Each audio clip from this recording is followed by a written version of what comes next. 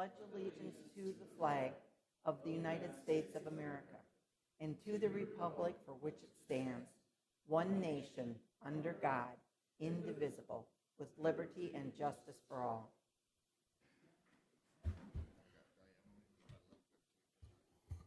Okay. This is the time for an invitation for a citizen to schedule a time on the commission agenda for an item not listed. And we don't have anybody in the audience, so we'll move on. Next is approval of the agenda. Are there any changes or additions to the agenda? Do we have a motion to approve? Second. All in favor say aye. Aye. On our consent agenda, we have approval of minutes, approval of travel and education requests, approval of personnel action notices, approval of the Human Services report. Are there any items that need to be removed from the consent agenda for further discussion? Would we have a motion on the consent agenda? So move. Second. All in favor say aye. Aye. Under routine business, we'll start with claims. Second. Any discussion on claims? We'll have a roll call vote on claims. Jensen, Aye. Miller, Aye. Krogman, Aye. Bartley, Aye. Pierce. Aye. Motion carries. Department head reports. We'll start with the sheriff.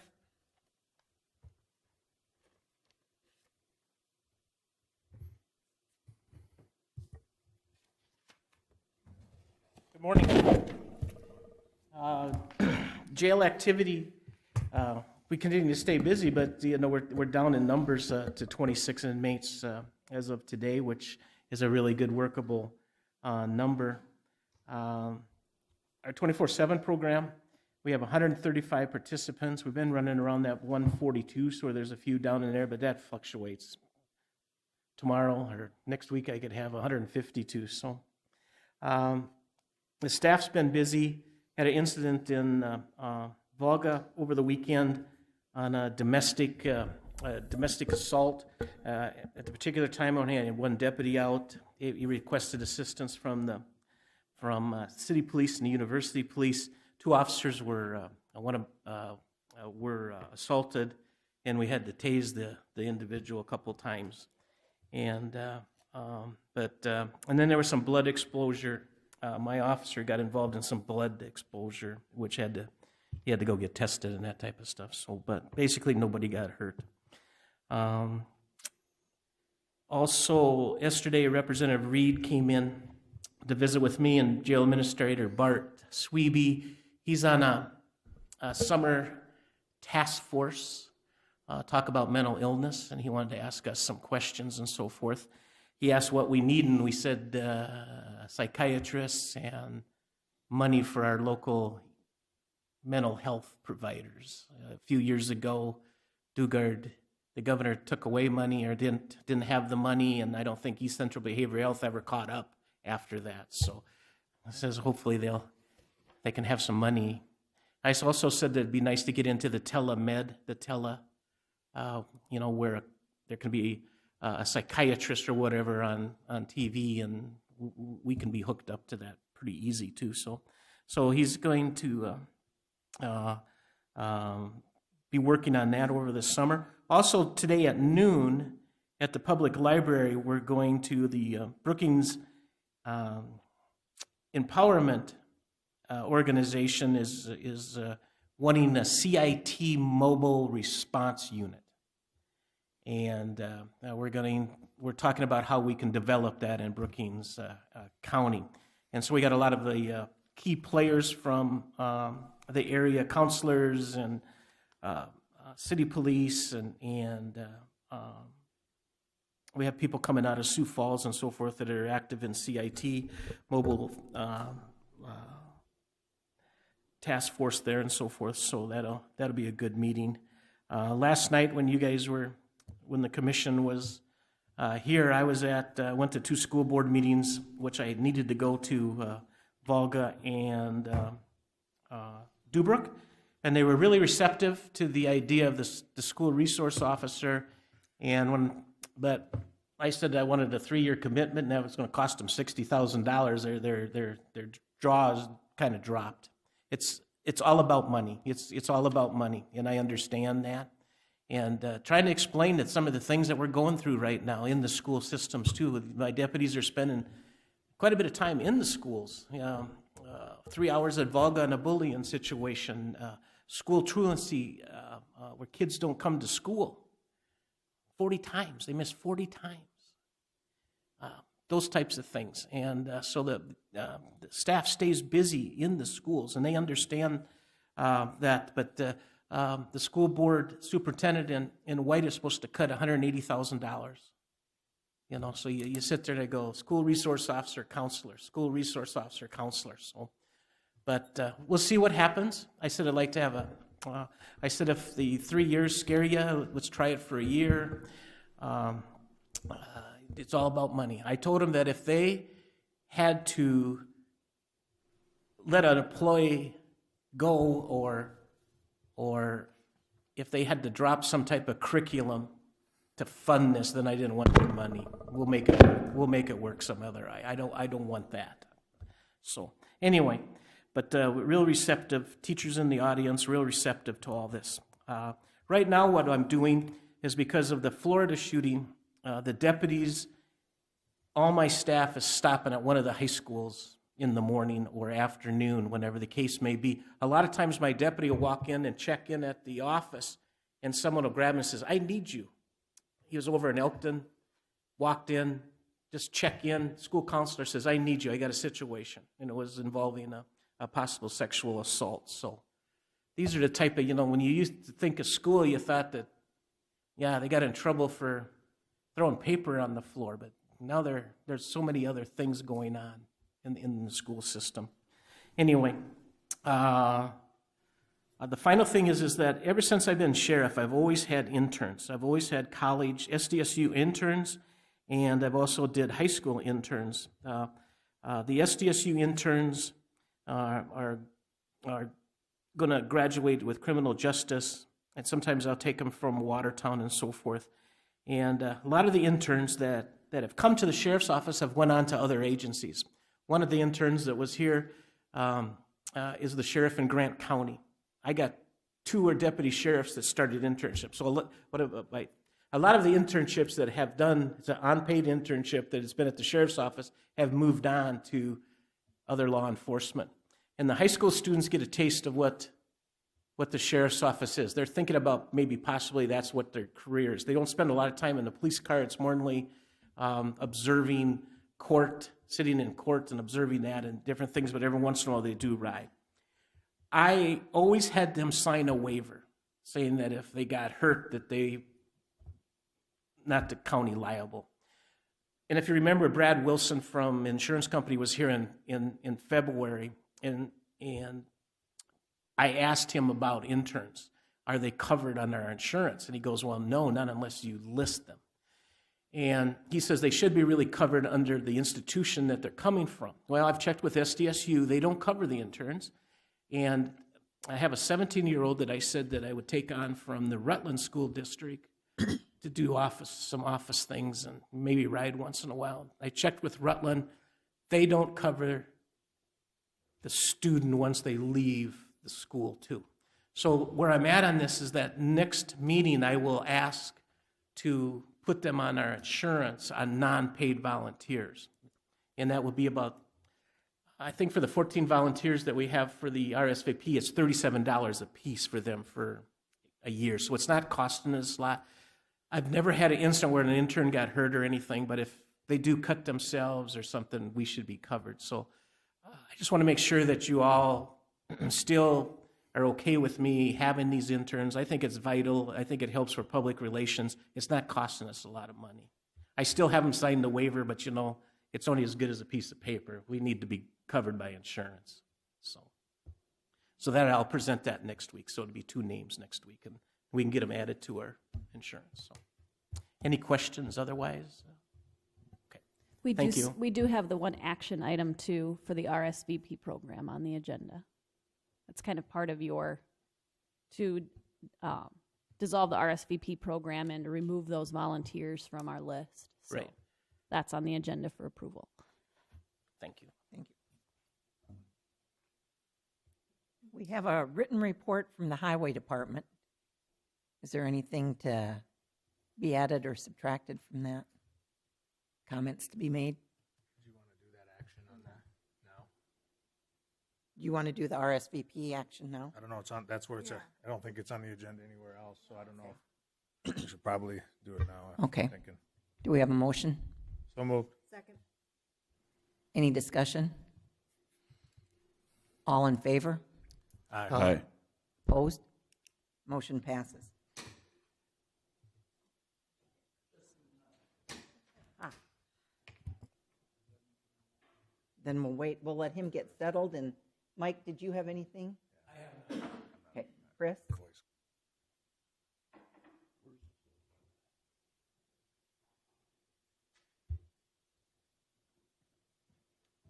Good morning. I could have done this from back there, but I don't have a lot. Just to let the board know that our abstract is due on the 21st. It was already submitted. We had that submitted on May 3rd, so we're well ahead of the game on that. We did have one snafu in our original print of our abstract. I had Jacob doing the abstract this year for training and knowledge, and he's helped me in the past, but this year I said, here you go, see how it goes, and went through, and I reviewed it and everything balanced, and I thought we were good, and we submitted it to Pierre and to Vicky, and then we found out we ran one report. It all balances, but it was ran like an inverse where we had exemptions in and we should have had them out. So we had to reproduce a couple of pages and reinsert those and email those to Pierre. But otherwise, they are looking at it. It should be getting approved here very soon, so you'll have your final numbers, or Vicky will have them to apply the budgets. So that went really well. Good training for him and a good experience, if nothing else. Just to let the board know that next week my office will be very understaffed. Our 5 appraisers, we will be in Rapid City all week for conference, so it'll be just my 2 clerks there. As far as the office workings, we are out and about now on our reviews. We're not out of the office quite as much. We're working on apartment reviews countywide this year. And they're up on their cycle to be reviewed and look at rents and vacancies and things like that. So a lot of these isn't feet on the ground every day like normal. They're making contacts with the apartment managers, owners, things like that. I mean, when you get to like Mills Apartments, it's a phone call and when can we look at these 80 apartments? You know, so it's more or less a phone call scheduling to spend the whole day with managers and things like that when we get out. As soon as we get the bulk of our apartments done, we're going to be going to the lakes, which we'll try to be there, you know, more in the summer when folks are there. I might do some creative things if we find, like we have in the past, that people aren't there during the week, that we're on the weekend. I would probably ask for flexibility to allow an appraiser to maybe take a day off during the week and work on a Saturday, things like that. We've done that in the past, and it's worked very well to catch those people, especially at Oakwood, when they're there on the weekend. So we'll play that by ear. I'm not forecasting that, just letting you know it might be an option. If we find a lot of people that aren't there, we do need to see those. And that's pretty much all I've got for today. Any questions for Chris? Thank you. Thanks. Bob?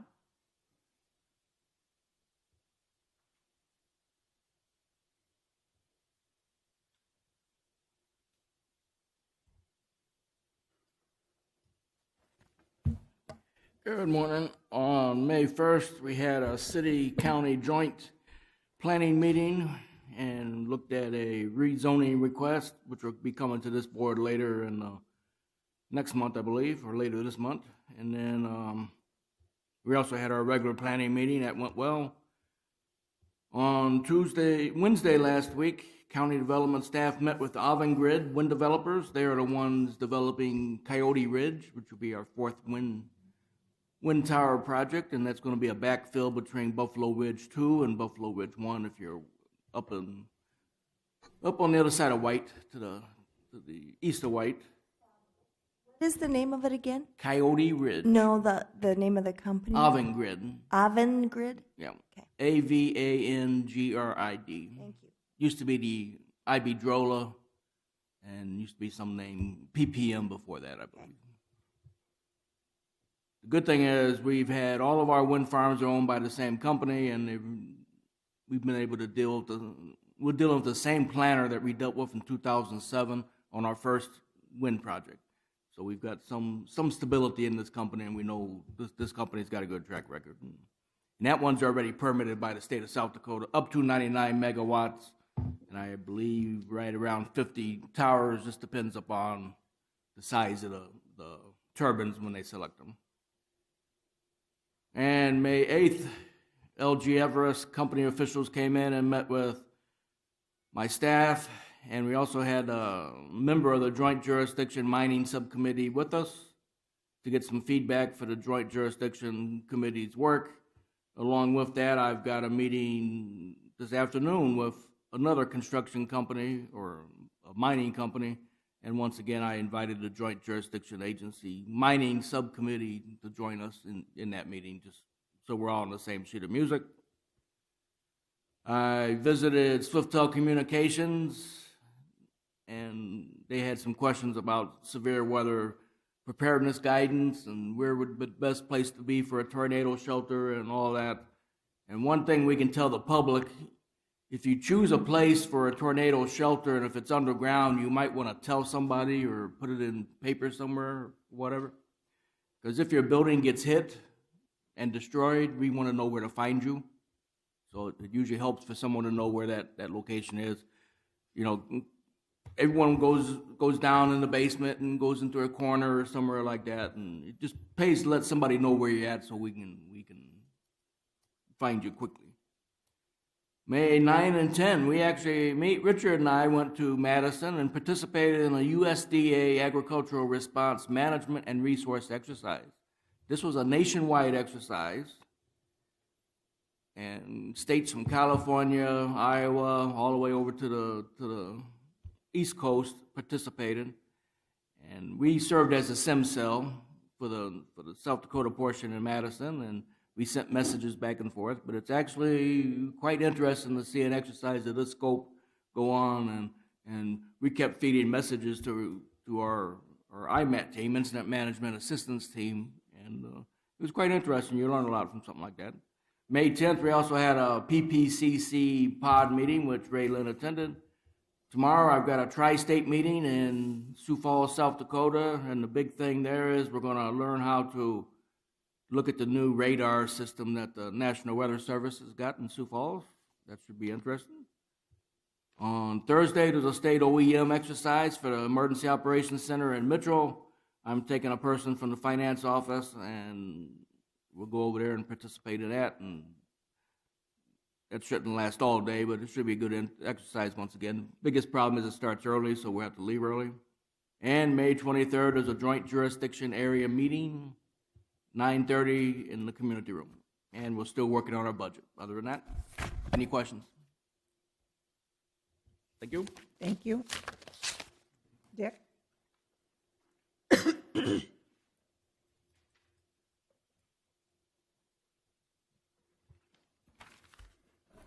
Good morning. Morning.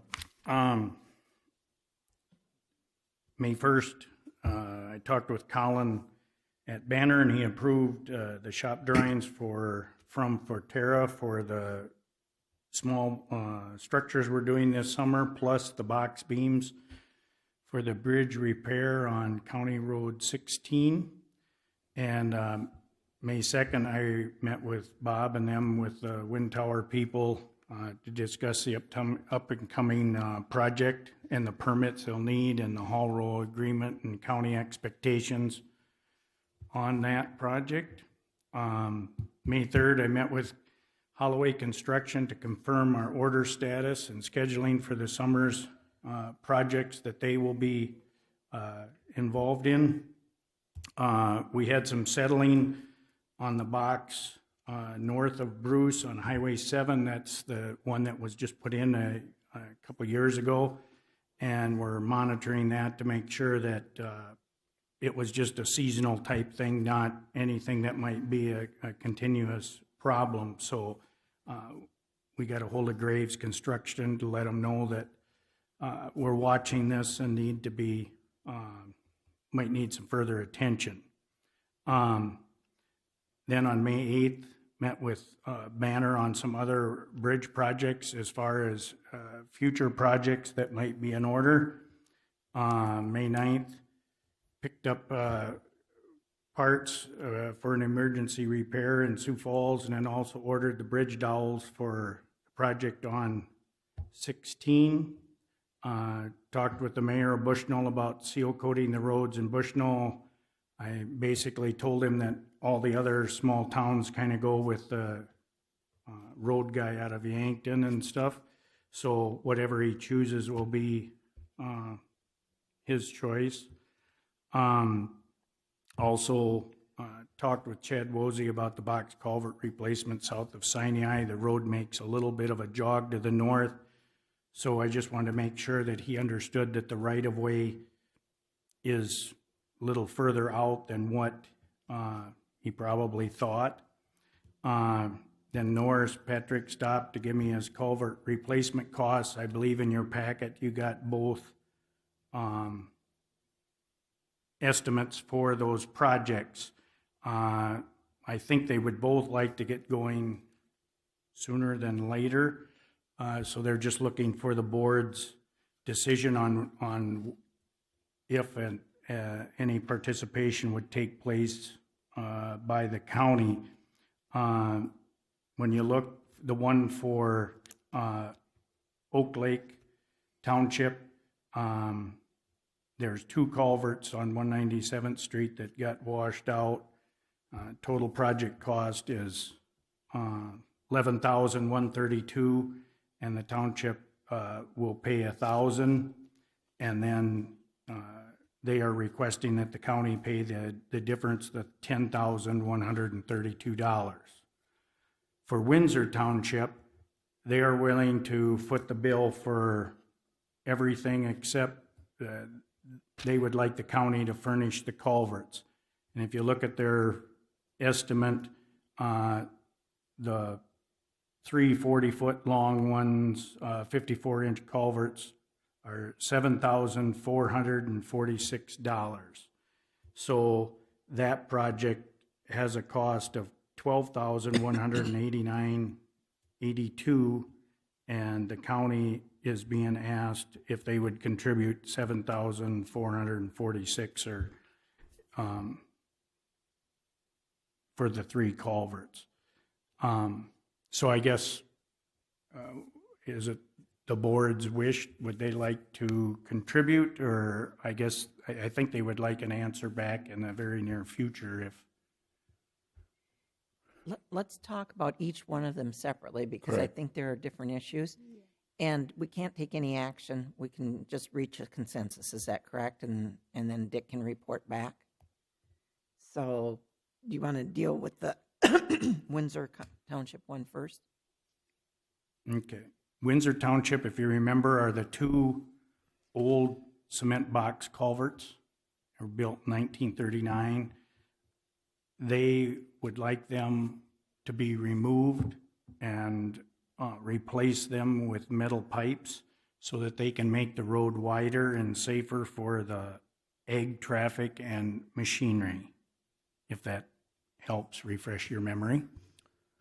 Good question. Did they have, with the recent flooding issues that we have, did this culvert or these culverts have any issue where they couldn't hold water and we had water going over the top or anything? No. So a replacement of this type would be sufficient? Because I guess I don't want to put something in there that's not going to hold the water and it's going to go over the top anyway, Right. No, So- they don't have and these 54-inch culvert are the same opening as what Is there? is there. When we look at that invoice, there isn't anything with, we talked a little bit about this last time, having an engineer or someone look at that and make sure that we're in compliance, that the township, not us, that the township's in compliance with the rules and regulations. Does that need to be part of what they're looking at here? They are going to take care of that, because I mentioned They'll that to take care of them. that. So what he is asking is just that we would pay for the culverts. I would agree to do that. I think we should pay for the culverts for them. Yeah, I have a problem with it. Okay. I don't have an issue with it, but have we ever established a policy with the townships on these culvert replacements where we pay for culverts and the rest of it's a township responsibility? No. Has there ever been an overall arching policy that we've established? Or do we just take each one on its own merits? Pretty much each one on its own merit. And with, if it's over 16 square feet in opening, then it's open for negotiation. And that's why they're coming to us for the assistance. That establishes a negotiation point. Right. It's Right. over 16 feet. The square footage, yeah. It's Square their footage, okay. responsibility on the I just And it- want to make sure that we treat all the townships at least equally on these proposals. And the other thing, anyone we even would contribute, they have maintenance responsibility from then on. They always do have the maintenance responsibility. It's just the larger ones, they can ask for assistance. This particular one, as I understand your comments, is it's not necessarily the ones that are there that are failing, they just want to improve the road with. Correct. Is that correct? And I certainly encourage that with today's farm equipment, so I think Mm-hmm. it's a good investment for us. Okay. And Dick, I you- support providing the culverts. Dick, they will make sure that they install them correctly and get the proper distance between the culverts. Yep.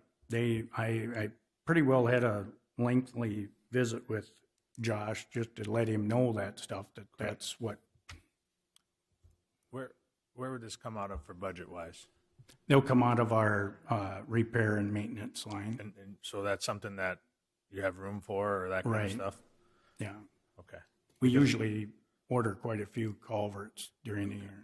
We got them there, okay. I didn't know, we had this little bit of a discussion brought up last time about budgeting here down the road, setting some money apart or way to that if somebody wanted to, for townships wanted to come in and get culverts or match or something like that, so. And yeah, we were several years ago, we had kind of we kind of called it a grant program. The commission had budgeted $100,000, and that was actually in your commission budget. Yeah. And then the townships applied for this money, submitted project information, applied for these dollars, and then the commission, I think they had a subcommittee. I'll research kind of what the requirements and what that all entailed several years ago when we did it, but I believe there was a subcommittee that reviewed those applications and then made a recommendation back to the full commission, who then voted on those applications to approve, whether to approve or at what level of funding to approve them at. So I was going to include some dollars in your budget. I think it's easier to include it and then take it out than to try to add it in later. I'm not sure we need to do that at this time. If we take this on a case-by-case basis, and they've got And they've it already wouldn't, and this ordered. program wouldn't take place until 2019. It would be Yeah. part of the 19 budget Yeah. because we don't have it I unless still am not sure that it's necessary. Yeah. Okay. Some of So the- we're authorizing Dick to go back to Windsor Township and tell them that we'll be willing to provide culverts, and we'll put that on for an action item at our next commission meeting. And these are culverts you already have? No, we'd have to order Have to those. order 'em? Okay. Yeah. Okay. And something, just food for thought, as we get into the budget process, Minnehaha, Lincoln, some of the other counties that have a lot of bridges, a lot of townships that request help, they budget a fixed amount, whatever the board would decide, and it makes it real easy because then they say first come, first serve. The downfall to that idea, I think, is there could be an instance where one or two get washed out, and it would create more of an emergency than something that would just be, a good idea to change. So that's something to keep in mind as we go into the budget. Let's move along then to the next township request. Okay. Oak Lake had two culverts. It's on 197th Street, which we clear at the north end of the county. As you go west off of Highway 25, north of White, they had a problem, and the hole kept getting worse, and eventually it just created a void and the culverts washed out. So what they are looking for is the county's assistance. They have not gotten any help or offer of help from this is a border road, so it's between Dual County and Brookings County. The township in Dual County, or yeah, I think it's Dual there, has not offered any assistance. So that's why Norris is, on his behalf, asking that Brookings County would contribute to the project in the $10,132. Dick, have you been up and looked at it? Right. It's a pretty big void. Yeah, the band come split in the middle of the road. It's been Right. like that since last summer. Oh, absolutely. It's, this is a discussion I have quite often with the townships in that this stuff didn't happen overnight. But it doesn't make it doesn't give them a warm, fuzzy feeling when I tell them that. So there's, I didn't know if the culverts that were in there were installed in '88, if they're rusted out, but would a larger band maybe fix it if they dug it out? if they were careful. We're going You to know. take a short recess from this conversation. Sure. You can stay right where you're at. We do have a 9 o'clock scheduled agenda item that we're going to deal with. I don't see anyone here for that item in particular, but we'll stay on time for that. And Stacy, is it possible while we do that? I know that I'm going to have a question. I want to know how much money Oak Lake Township has in their account. When we come back to this, can you pull that up? It was on our last. It was in our packet last time, I believe. So, okay. This is the time for a public hearing and approval of a retail on-off sale malt beverage, on-off sale South Dakota farm wine license for Skyview Junction in Elkton. Would we have a motion? So moved. Second? Okay. Then I'm going to open the public hearing, or do we have any proponents here to speak to that today? Any opponents? Seeing none, I'm going to close the public hearing. And then I did, when I saw this on our agenda, I asked Deputy State's Attorney Breitzman to take a look at our ordinance, and there were 2 bills passed out in Pier regarding this issue. And did you come up with anything? Do we have any issues? I don't see any issues because what the state law change did was to consolidate many of these malt beverage licenses as well as the farm wine. So they're just basically consolidated. So the way the agenda item appears, would cover the new state law license for combined on-off sale malt beverage and farm wine. Will our alcohol ordinance that was adopted in 2015 need any revision based on that new legislation that's going to go into effect July 1st? Yeah, I think it will need some slight modifications because there are some definition changes, and I don't think there will be a lot of change to it, but I could see a few things that will need to be updated. It won't be a very difficult task, I don't think. Great. Stacy, did you wish to say something about this? Yeah, Kristen on the finance office handles all of these types of licenses, and they are out because they had to head out to Pier for a conference today. But her explanation was with these, and you can see later in the agenda we're going to be doing other renewals. The 2 entities, this one Skyview Junction, and then up next Dance Lane Campground, held the 2 separate licenses. They had the malt beverage and the farm wine separate, because with this new legislation, combining it into one the type of license changed. So that's why we're required for these 2 to do the public hearing, because their license type actually changed. On the others, they just had the malt beverage license, and their license type isn't changing, but it is adding the South Dakota farm wine into it, but the type itself isn't changing.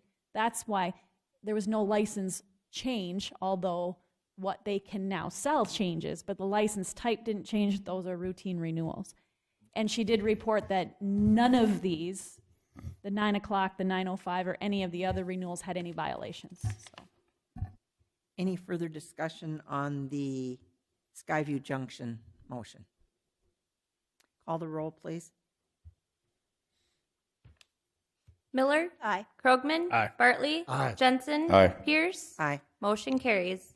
Our next matter is the public hearing and approval of a retail on-off sale malt beverage on-off sale South Dakota farm wine license for Dance Land Campground. Move approval? Second. Do we have any discussion? Well, excuse me, I got to back up here. First of all, I'm going to open the public hearing. Do we have any proponents? Any opponents? Seeing none, I'll close the public hearing. Any discussion on this issue? Call the roll, please. Krogman. Aye. Bartley. Aye. Jensen. Aye. Miller. Aye. Pierce. Aye. Motion carries. Go ahead, Dick. Okay. Back to the Oak Lake problem. The one thing that they thought would help in this situation is they would like to add flares on the upstream side to the ends of the culvert, and flares will probably, I would say, do a good job of helping prevent further erosion and scouring on the upstream side of the culvert.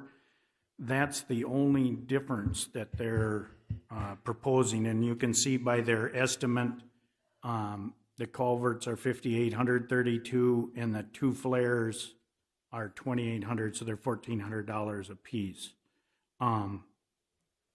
That's the only difference, and like Larry says, you could probably repair this and reset them for less money, but I think they're looking at replacement just so that they can hopefully put this behind them. Does the 60-inch meet the 16-foot, square foot criteria Yes. then? Yep, Are they, yeah, because there's two of them, they're close enough together? right, to consider one, yeah. Well, I think we have to almost treat them the townships the same if we can, and furnish the culverts for them. Okay. Is this going to, they're trying to fix the problem, but is it a problem with capacity, or is it a problem, what's causing the erosion, and are we going to be back here 5 years with the same situation? I think this one was caused by the break in the band or the separation of the two culverts, and it caused a void in the center of the road. And again, by not attending to it, it did nothing but get worse. And then when we had the high water at snowmelt this spring and around that blizzard time, it created an obstruction that caused the rest. So indirectly, it probably wouldn't have been this bad. But there again, that's hindsight now. Stacy, were you able to find that number? It wasn't for Oak Lake. I found the one for Windsor Township because that was the one. This request is brand new, but I did find the one for Windsor Township. Okay. But I didn't have Oak Lake. Okay, thank you. Is there any reason that we would treat them differently than Windsor Township? Probably not. I guess the one thing I would do a little bit different with Oak Lake is if they ever do convince, I believe it's Broon Township on the other side of the border to be a contributing neighbor, I think they should reimburse us. I don't think they should pocket the money that they would get from them. However, probably the most neutral way would be to furnish the culverts and the ends and let them bicker back and forth with the other entities to try to see if they can recover some of their costs. That way we stay just totally neutral other than providing material. So I heard you say two things, culverts The flares, and ends. the flares and the culverts. I think in this case, a flared end would be advantageous because a flared end allows your culvert to run at full capacity because it's funneling the flow of water into the pipe. I think it's good, they're being proactive for once. I think that's a very good thing, so I think we should encourage them to do what would probably help their situation. I don't think that's above and beyond. Is that what you're asking, Leanne? Would that be above? I was. With the Windsor Township request, you did require, or you asked them to get engineering done on it. Would that be a request similar request made for Oak Lake? I think you did request that of Josh at the last meeting, is that you asked that an engineer take a look at the project so it's done correctly. If you're going to do things the same. Is there any reason that'd be a problem? It seems to me that we should always be asking that. Yeah. Mm-hmm. Yeah, it's no problem. I just have to let them know. Is it, excuse me, is it feasible to put this as a contingency on the help of the other county? In other words, we'll pay for half of it, but as long as the other county pays for the other half. Has there ever been any contingency? I understand your request is go ahead and fund it and hope we get the money back. Mm-hmm. Is it possible to start this out with a contingency that we'll pay for half and they can pay for half? Normally, you wouldn't even have this discussion. Right.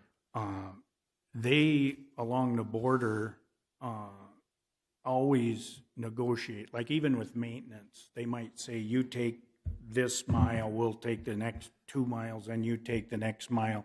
They work it out as a gentleman's agreement, which is very easy to come to. The problem in this case is the people across the border feel it's totally Oak Lake's problem and aren't willing to contribute. I suppose this is a section of mile that Oak Lake generally maintains. In a common sense situation, I mean, they should be offering, I mean, it's got to be fixed. It's one of the main roads to go to those wind towers and whatever. It shouldn't even be a discussion item. It should be that, yeah, we'll get together and we'll come up with some of the money. So we do have our next scheduled item, and are we far enough along that we can say if we're in consensus on providing the culverts and the flares?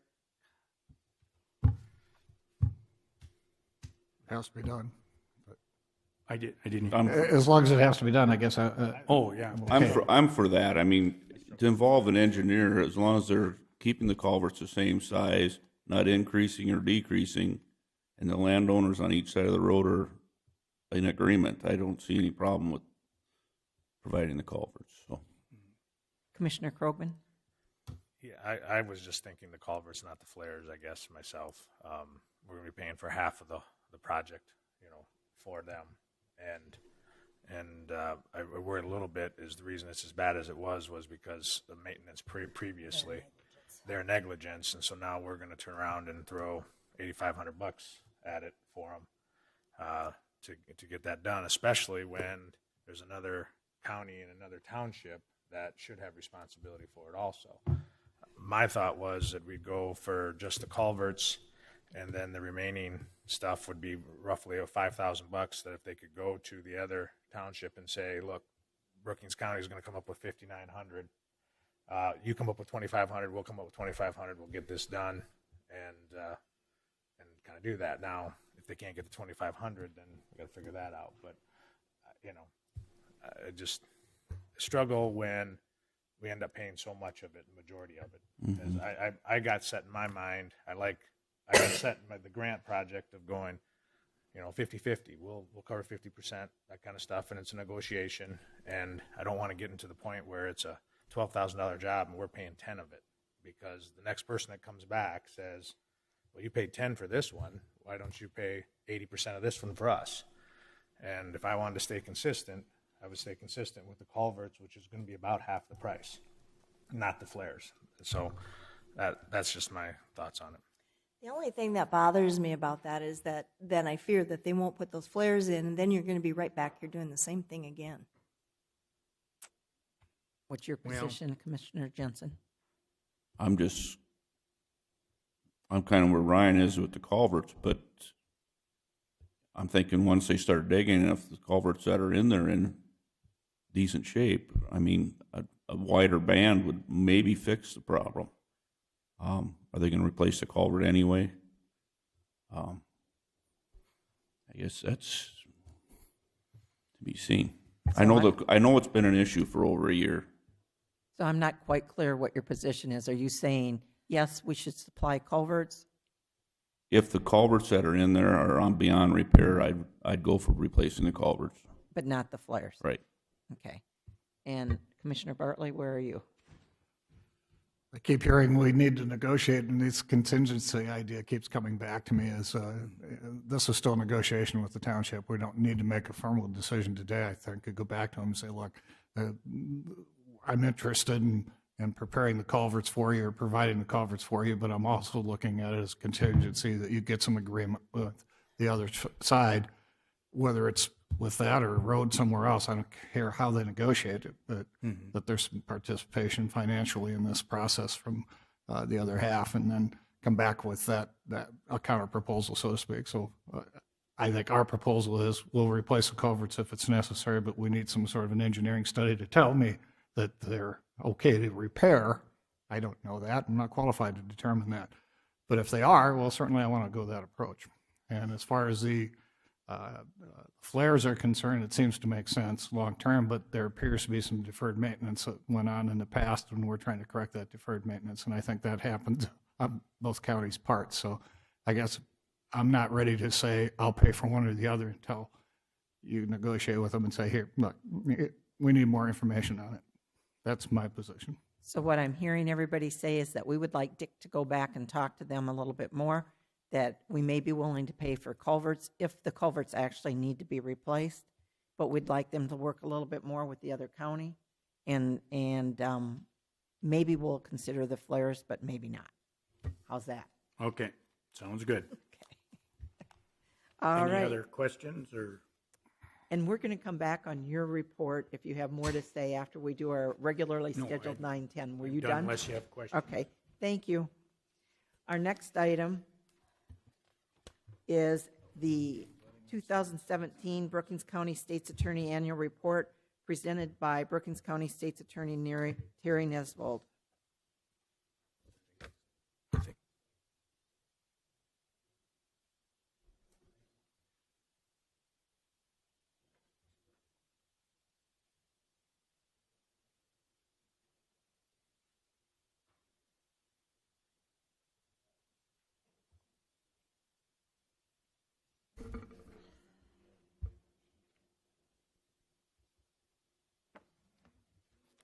Oh, I'm so glad I'm following Dick. Makes me look better already.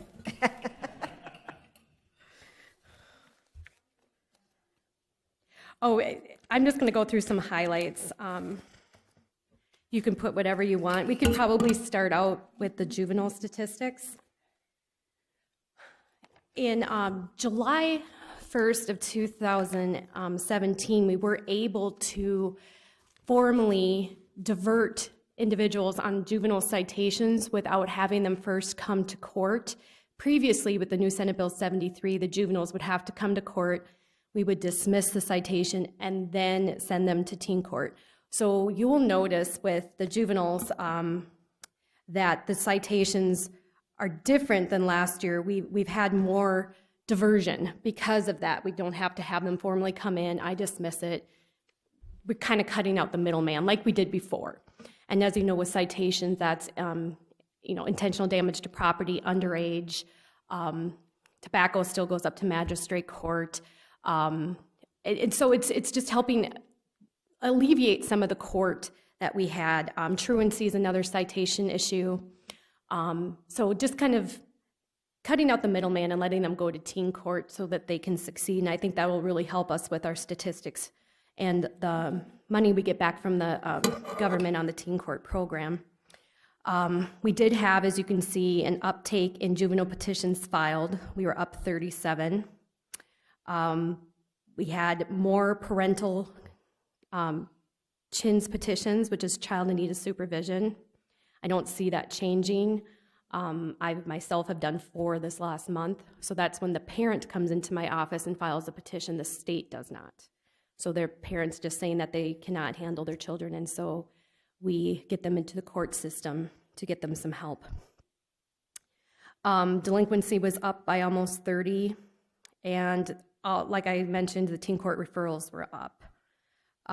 We had an uptake in the underage possession and consumption. A lot of these individuals were repeat offenders, so they didn't qualify for the teen court program. Once you go once, it's one shot and you're done. We transferred a lot of cases. I'm sure you're aware that if a juvenile is not a resident of Brookings County, they are sent to the resident county. So we had a lot of individuals that kind of came through Brookings, and then they were transferred to their county, primarily Minnehaha or Lake counties, a couple Moody counties. We also had the teen court referrals so far. We're having a lot of success with that, and I think that, as I mentioned, this new bill really helped us so that we're not taking up the court's time with dismissals and these parents coming to court with their child for something that can just be diverted. Yes?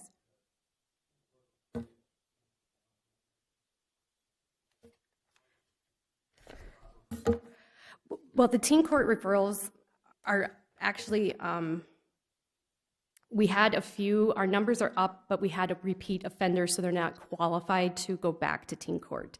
We don't have, I would say, as you can see with the number, when we went from 100 formal petitions to 137, a lot of that is because they've tried going through the teen court and there's some recidivism, or they're just had something in 2014 or 15, so they didn't qualify. Once you have anything on your record, you don't qualify. And I will just say that we had a lot of repeat offenders this past year. Anything and everything we can divert to teen court, we do. Ingesting of marijuana is up quite a bit. That isn't surprising.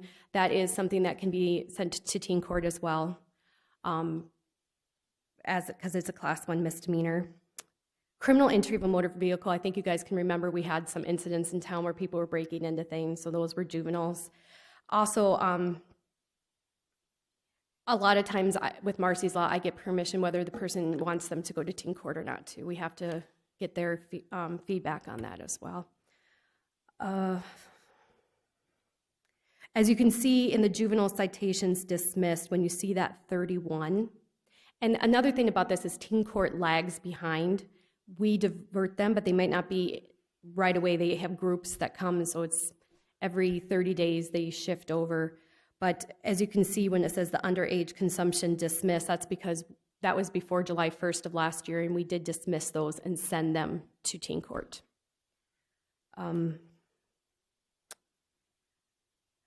This is becoming a real problem, but we had 34 sexting petitions versus 12 from the previous year, and I'm working with the school to actually do kind of a talk about sexting, because I think people aren't aware of what they send to someone is a crime. If it's a depiction of someone, a picture, I mean, if they were an adult, that would be disseminating pornography. So we have a juvenile sexting statute, but I'm working with the school to kind of do a little informational thing so they understand that nothing really goes away. Even Snapchat, we're able to get those back. So I'm glad I grew up without social media. But these people, I mean, and it's bullying is basically what it is with this juvenile sexting. Terry, and I some of the things have a number in parentheses, and then in the column, what's the number in parentheses? Number in parentheses is from last year. Okay. Yeah. So when I say there's an increase, that's the number from last year. Does anyone have any other questions on the juveniles? Is your office the entity that would be the spearhead on some educational efforts in the school regarding some of these issues, or is that coming, should that be coming from somewhere else, and where is I this wouldn't somewhere say else? that I'm the spearhead. I'm just involved. I go to monthly meetings with the school, and it's becoming an issue, so I've brought it up to them. I'm working with the school to try to get something going on that, with a couple parents as well. So you. I just think it's important enough for me to get involved in it. I don't see it changing, and some of that stuff's out there forever. So just some highlights for the adult statistics. We had 253 felony convictions, 530 Class 1 misdemeanor convictions. In the DWIs, we had 220 misdemeanor convictions. That's your first and second offenses, 13 felonies. That would be your third or more. Our average blood test this year was 0.170, which is over twice the legal limit. I'm very proud of my law enforcement officers for seeing these individuals and getting them off the road, and watching the videos. I think they're saving lives by getting these individuals off the road. One thing that I have noticed last year and this year is our simple assaults, domestic violence, are up. We were up 42 from 35 in 2016, and our disorderly conducts were up 45 from 27. Now, a lot of times with our disorderly conducts, we get a victim that is not willing to participate in the prosecution of the defendant. So oftentimes we can get a disorderly conduct because of gun laws. That way, if there's domestic violence and they're convicted of any misdemeanor or domestic violence, they are not allowed to have a weapon for 1 year. So I feel like it's at least getting some sort of compensation. I wish they would all cooperate, but they're in a cycle, and I understand that.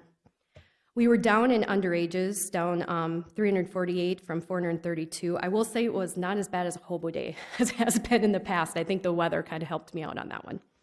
So the weather was not very good, and we just didn't have as many. I don't have the total dollar amounts yet, Leanne, but they're going to get this to me. But court-appointed attorney fees, we collected 27.8% only of the third Brookings County. The Third Circuit average is 26.3. So we're above the average, but it's still an issue that I know we're working on. We had an increase of 4 in the rape, sexual contact, attempted rape, and incest. I don't see that changing. It seems to be going up right now. We had 8 total convictions for that last year. We had 6 felony simple assault convictions, so that's a third simple assault or more. And that was up 1 from the previous year. So as I was saying, assaults are accelerating, especially in the summertime for some reason. It's already coming across my desk now. We had 33 applications on felonies, so that's when they're not abiding by their probation. We had 56 that were sent to continue on their probation, and 9 were revoked and sent back to the penitentiary. And you guys can peruse this, and I was waiting for the dollar amounts for the court-appointed attorney fees, and I finally just gave up and scheduled something. But we seem to be entering, if you go through this with a fine-tooth comb, and I know Marty in law enforcement will acknowledge this, but individuals are buying fake IDs at an alarming rate, and they're good. But you can get them for $20, and now you're from Wyoming or Iowa or wherever you want to be. And so we have 60 convictions in 2017 for fake ID charges, up from 18 the year before. And so these are like, they're going to the liquor store, they're giving their ID, they realize they're getting caught, they run. And then law enforcement finds them, or they're in the bar, or they're getting stopped and their ID falls out. So $20, they're just thinking it's worth a chance, I guess, so they can get into the 9 bar or something. But there's going to be a lot more because they're getting better and better at these fake IDs. We stayed about the same on the DUI first. We were down in the second and third, which I think is great. I'd like to see that go down even more. But we're about the same on our fourth and subsequent, and that has not been changing. I just had 3 or 4 reports come across my desk this weekend with third and fourth DUIs. So that's a little disturbing. With our new system,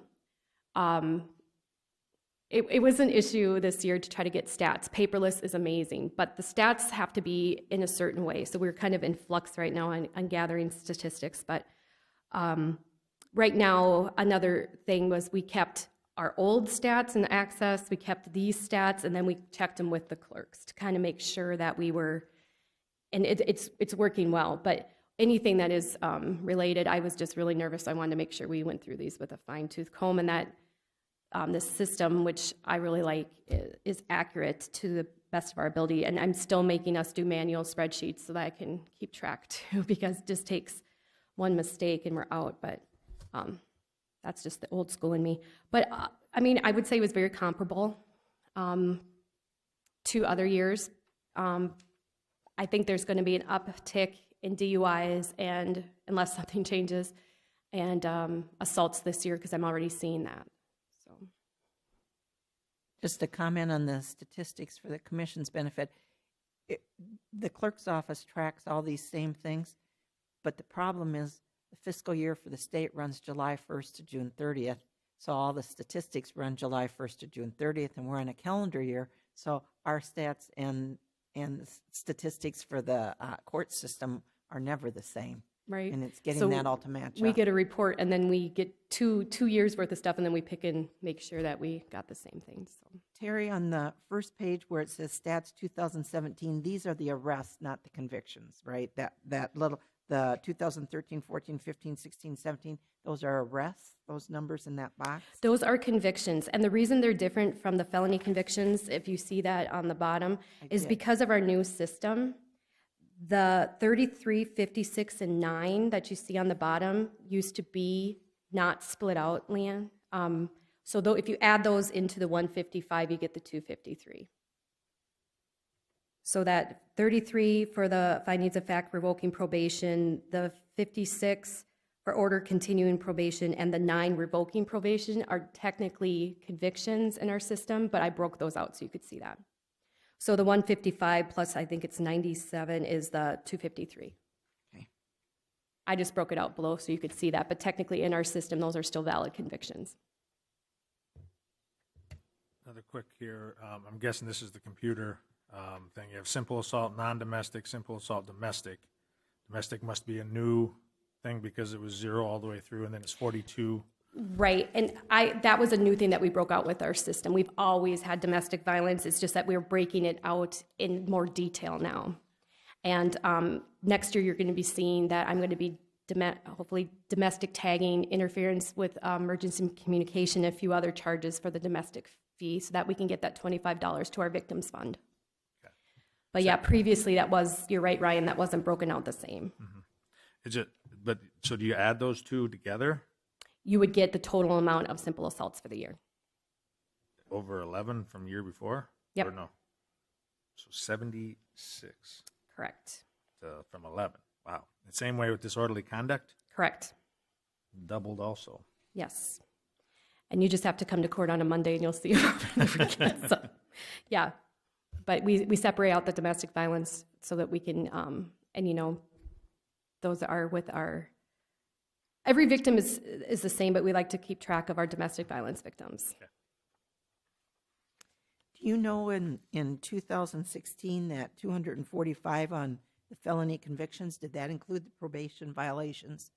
We believe so, Leanne. We were trying to dig into that, but that's the only way we could come up with it because we were not less busy than last year. And so I just think our system didn't split it out the same.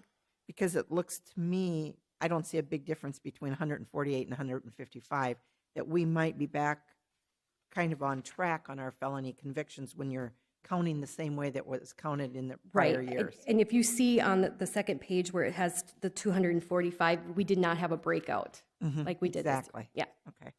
So what I'm taking away from that is maybe over the 3-year period, even a 4-year period, we haven't had a huge number of increase. We've had some, but it's not, the difference between 148 and 155 might not be statistically significant.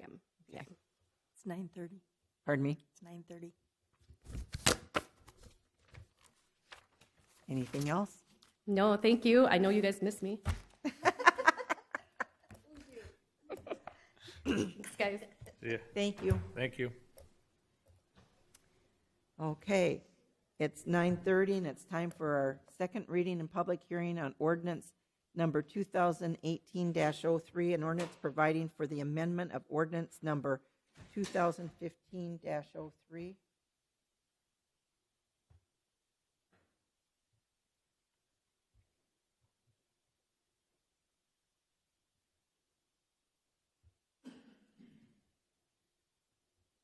And at this time, I'm going to go ahead and read the ordinance, and then we'll start our public hearing. So Brookings County Ordinance Number 2018-03, an ordinance providing for the amendment of Ordinance 2015-03, whereas Brookings County previously adopted Ordinance 2015-03, which readopted the 1997 revised zoning ordinance in accordance with Chapter 11-2, whereas the Brookings County, South Dakota Board of County Commissioners deems it necessary for the purpose of promoting the health, safety, and the general welfare of the county to amend Ordinance 2015-03 by repealing the following articles.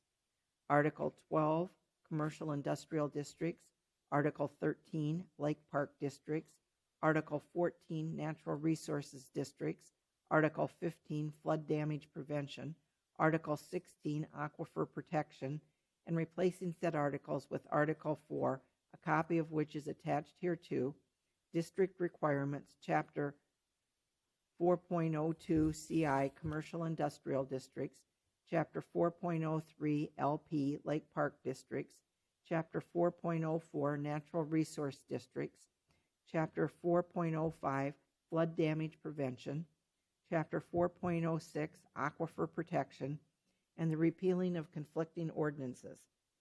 Therefore be it ordained by Brookings County, South Dakota, that Ordinance 2015-03 is hereby amended, repealing the following articles.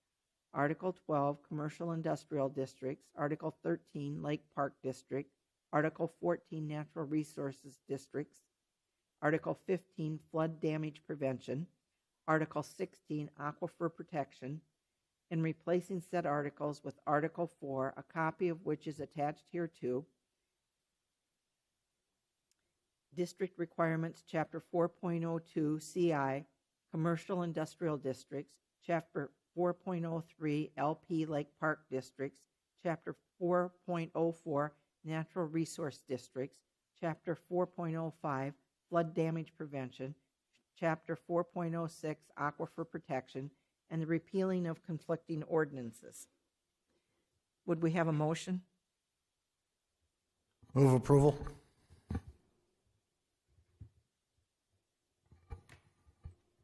Do we have a second? Second. This time I'm going to open the public hearing. Do we have any proponents? Did you want to say anything, Bob?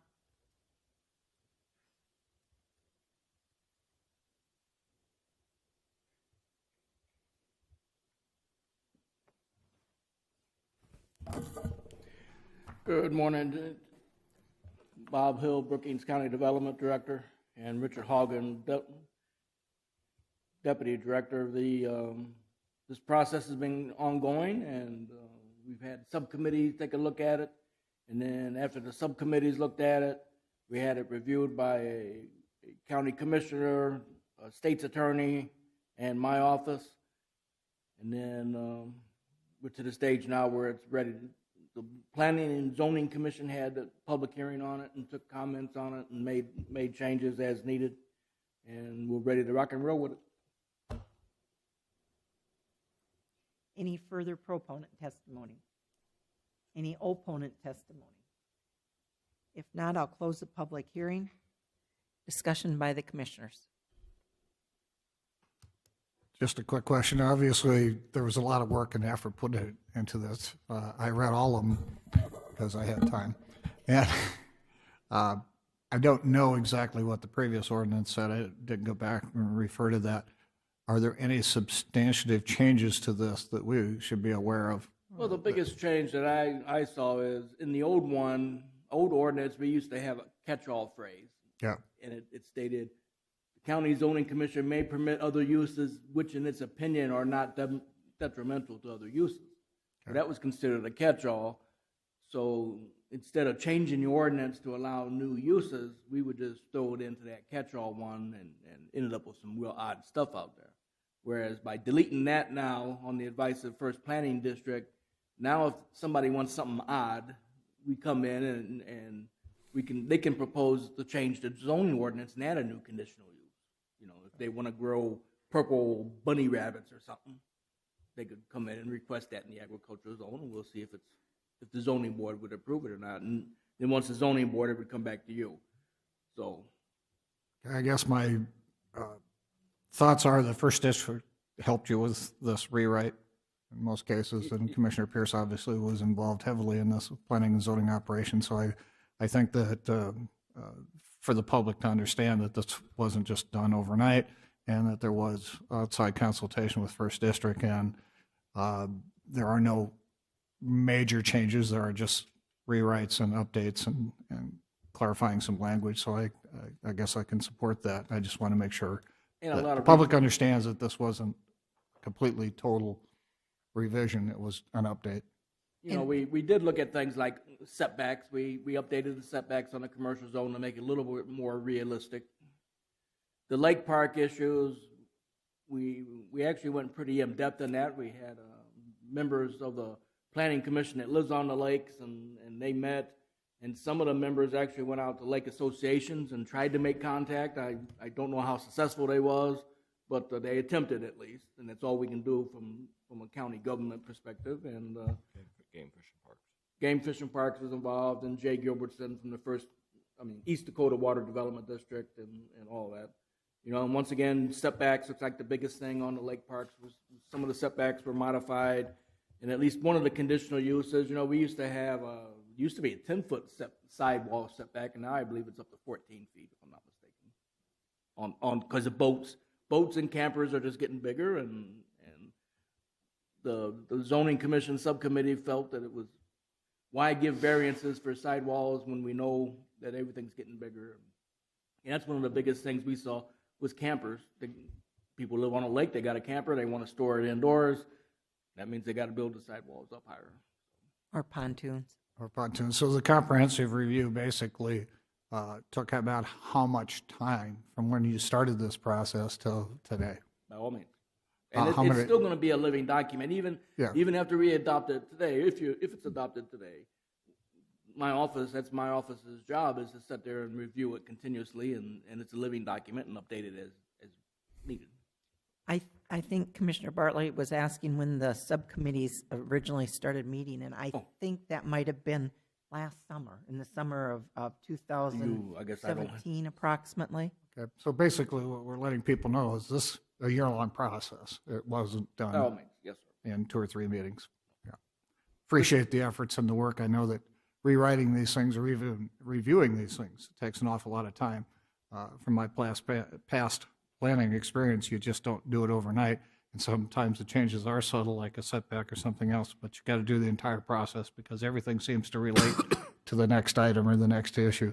So I appreciate the work that both the Planning Commission did, your office did, and Commissioner Pierce is our representative. And I did sit on the Lake District Subcommittee, and that was chaired by Jeff Robbins, who was the chair of Planning and Zoning, and he lives on Lake Hendricks. And then on that Lake Park Committee, there were 2 people, another person who lives full-time out at Lake Campbell. And Lake Park has the most changes, I think, of any of these different chapters, because we really did look carefully at the uses, and we were concerned. We changed some setbacks. There had been some problems with setbacks, particularly on lots that were not contiguous with the lake, those across the street lots. We had some setback requirements that made it impossible for people to be able to put a shed, a garage in some cases, and I think we fixed some of those problems, and we tightened up a little bit our shoreline requirements. We just reworded some of that a little bit, and we did look at all the septic stuff and tried to clean that up a little bit. But it was Lake Park that has the most changes, and the bulk of the changes are the permitted uses and conditional uses, because we were eliminating on First District's recommendation from our code, that thing that just says, and anything else that you think would be okay. We're eliminating that and putting in specific uses that are allowed or not allowed. And then along with like the flood damage prevention, that's actually dictated by the Federal Emergency Management Agency. So very little changing was done there because that had already been approved by FEMA.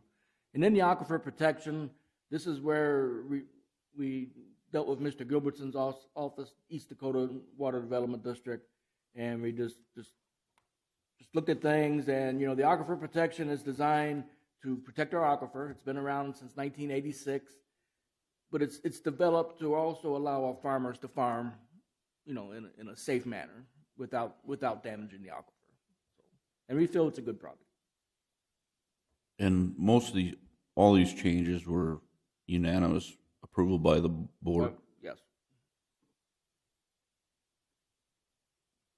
And once again, this is a stepping stone. We're slowly but surely. We did the admin portion already. It's in effect.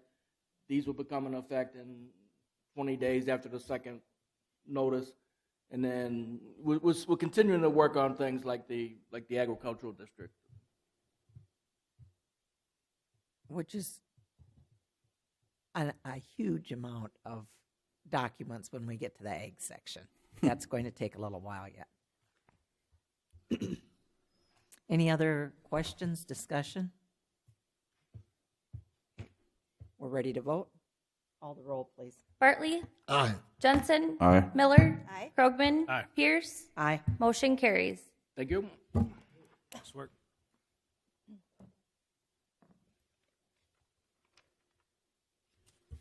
That's a huge portion of our rezoning stuff.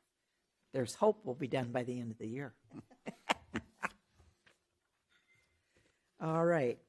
So I think Dick said that he was done, and that leaves us with the finance report from our department heads. Can I'll go back to Dick for just one quick question, if I could. I know, Dick, that the state determines when the bridges on South 77 would start construction. Any news on bid letting or progress on that? Will it start this year, or will it be put off till next season? Do we have any information? Well, since they sent those easements to be done plus utility certificates, that'll be on the agenda in 2 weeks because I couldn't get it on this time. That's a pretty good sign that things are moving forward and be ready for bid. I don't know if it would be in the very near future, but it would be close. I think they'll leave it up to the contractor on when they'll start. But that will be determined at bid time. So once they get our paperwork back, I can call Cody and see if everything has been completed, that it can go to bidding, the department. And so that will be the next thing. I would assume everything's A-okay. Okay, but would they start construction and complete construction this construction season, or are we looking at next spring? Well, I think you'd be looking at next one. You might be looking at this winter as part of it, Okay. like they did on 7 North. Yeah. What the construction season would have to be, frost has got to be out of the ground to do quite a bit of it. So that's why I'd say it would be next construction season. I doubt if it'll be this summer or later. Yeah, those questions I've been asked, and I had no idea, so I'll tell them next year. Okay. Anybody else have questions for Dick? Okay. Then moving on to the finance officer's report. With Vicki not here, Stacy, did you want to say some things about this? She really didn't give me anything to say. I know we usually take a look at the surplus. It jumped up. Now we're at 42.3%, way up after April with the first half taxes due. I'll do the analysis for next time, but I think that's probably pretty comparable to where we've been in the past. That is it. Vicki really didn't give me any other information to speak of in there that should be pointed out, other than we do have the action items to approve the quarterly transfers. And I would just note it for the record that we have the auditor's account with the treasurer, the payroll and additive totals, the highway expenditure report, and the register of deeds statement of fees collected. So we have that noted on the record. And then would we have a motion on the action to approve quarterly transfers as per budget appropriations? So First, are we going to do both of them at the same time? Okay, so your motion is for both.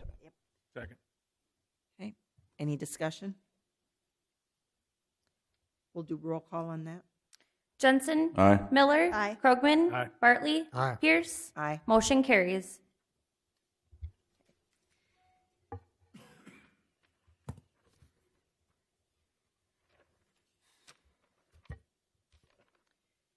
Then next on, we'll move to regular business while we wait for our next public scheduled item.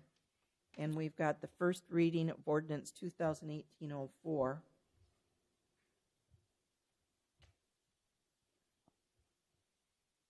Ordinance 2018-04 is an ordinance authorizing rezoning of south 245 feet of the west 246 feet of the east 495th of the southeast quarter of the southwest quarter of Section 3, Township 109 North, Range 50 West, Brookings County, South Dakota, Madera Township, from an agricultural district to a joint jurisdiction R-1A district. Whereas Stephen W. and Sherry Hoagland have made an application to the Brookings County Zoning Board to rezone property from agricultural district to joint jurisdiction R-1A district. Whereas the Brookings County Planning and Zoning Commission, in a joint meeting with the Brookings City Planning and Zoning Commission, held a public hearing on May 1, 2018. Whereas SDCL 11-2-30 requires the Brookings County Commission to adopt or reject the change, therefore be it ordained by Brookings County, South Dakota, that the following property be rezoned from agricultural district to a joint jurisdiction R-1A district. South 245 feet of the west 246 feet of the east 495 feet of the southeast quarter of the southwest quarter of Section 3, Township 109 North, Range 50 West, Brookings County, South Dakota. The second reading and public hearing on this matter will be held on Thursday, June 7th at 9 a.m. Next, we have an action to approve Resolution 18-15, a plat of Aldrich Addition in the northwest quarter of Section 14, Township 109 North, Range 50 West of the 5th Prime Meridian, Brookings County, South Dakota. Would we have a motion? So moved. Second. Mr. Hill? Yes, thank you. The zoning board or planning commission heard this particular plat on our May 1st meeting and recommended it with a unanimous approval and sent it to this board for a recommendation to approve it. Any questions? Conversation? Call the roll. Miller. Aye. Krogman. Aye. Bartley. Aye. Jensen. Aye. Pierce. Aye. Motion carries. Thank you. Thank you. Item C, action to approve Agreement 18-55, an application for occupancy of right-of-way of county highways made by Sioux Valley Energy. So moved. Second. Any discussion? Anything from you, Dick? Call the roll. Krogman. Aye. Bartley. Aye. Jensen. Aye. Miller. Aye. Pierce. Aye. Motion carries. Item D, action to approve Agreement 18-56, an application for occupancy of right-of-way of county highways made by Sioux Valley Energy. So moved. Second. Any discussion? Call the roll. Bartley. Aye. Jensen. Aye. Miller. Aye. Krogman. Aye. Pierce. Aye. Motion carries. Item E, action to approve Agreement 18-57, an application for occupancy of right-of-way of county highways made by Sioux Valley Energy. Move approval. Second. Any discussion? Call the roll. Jensen. Aye. Miller. Aye. Krogman. Aye. Bartley. Aye. Pierce. Aye. Motion carries. Item F, action to approve Agreement 18-58, an application for occupancy of right-of-way of county highways made by Brookings Dual Rural Water. So moved. Second. Any discussion? Call the roll. Miller, Aye. Krogman, Aye. Bartley, Aye. Jensen, Aye. Pierce. Aye. Motion carries. Item G, action to approve Agreement 18-59, an agreement to provide for the striping and continuing maintenance of county roads within Brookings County. So moved. Second. Dick, would you like to say anything about this? This is our, this is our annual agreement. The state takes care of all the administration. We just pay 40% of the cost. Any further discussion? Call the roll. Krogman, Aye. Bartley, Aye. Jensen, Aye. Miller, Aye. Pierce. Aye. Motion carries. Item H, action to approve Agreement 18-60, a subrecipient agreement between the South Dakota Department of Health, Division of Family and Community Health, and Brookings County. Move approval. Second. Any discussion? Were there any changes from our agreement from last year on this? No, the contract amount that the county receives increased almost $3,700. That went up. And then, if you recall, a couple of years ago, we made some language changes about just supervision of personnel, and that was included in this agreement. That's going, I mean, that going good, that change has continued to go well? Yes. Okay. Any further discussion? Call the roll. Bartley, Aye. Jensen, Aye. Miller, Aye. Krogman, Aye. Pierce. Aye. Motion carries.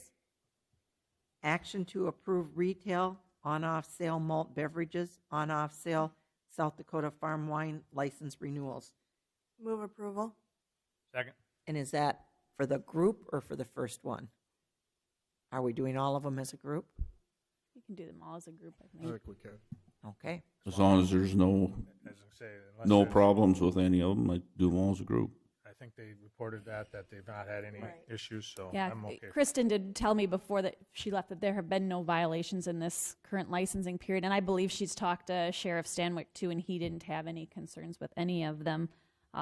Number 3, the Cusbans, that's the recent change. We just did that transfer of license at a very recent, I can't remember if it's the last or the one before, but we did that very recently. Any further discussion? Call the roll. Jensen, Aye. Miller, Aye. Krogman, Aye. Bartley, Aye. Pierce. Aye. Motion carries. Item J, action to approve a request to fill vacancy for a finance assistant in the finance office. Move approval. Second. Stacy, do you have anything on this? This is a full-time position that's part of the pay plan. It's just due to a resignation of a current full-time finance assistant. So this, if Vicki were here, I know she would say she definitely needs this position filled as fast as possible. Any further discussion? Call the roll. Jensen, Aye. Miller, Aye. Krogman, Aye. Bartley, Aye. Pierce. Aye. Motion carries. Item K, action to approve the transfer of a 2000 Sterling dump truck from the Highway Department to the Weed Department. Move approval. Second. Discussion? And the reason we're doing that is what? Well, this is a truck that highway would have surplus. Oh, okay. And so rather than do that, I mean, we do these intergovernmental transfers all the time, and Weed could use this. Call the roll. Miller, Aye. Krogman, Aye. Bartley, Aye. Jensen, Aye. Pierce. Aye. Motion carries. Action to declare a 2006 Tahoe 4x4 vehicle as surplus property be sold via online auction. Move approval. Second. Any discussion? This was the RSVP vehicle. And this will go on our next online auction that we do at some point down the road. So Call the roll. Krogman, Aye. Bartley, Aye. Jensen, Aye. Miller, Aye. Pierce. Aye. Motion carries.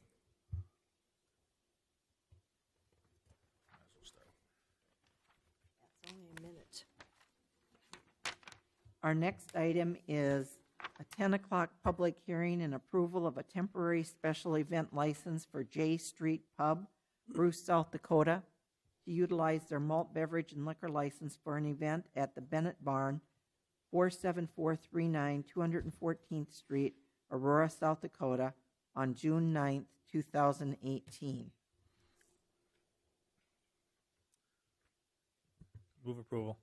Second. Then I'm going to open the public hearing. Do we have any proponents? And would you pull the mic up a little closer to you and say your name and then go ahead and tell us what you want us to know? Yep, I am Andrea Diedrich. I am the owner of the J Street Pub, so I'm just here to answer any questions. Anybody have any questions?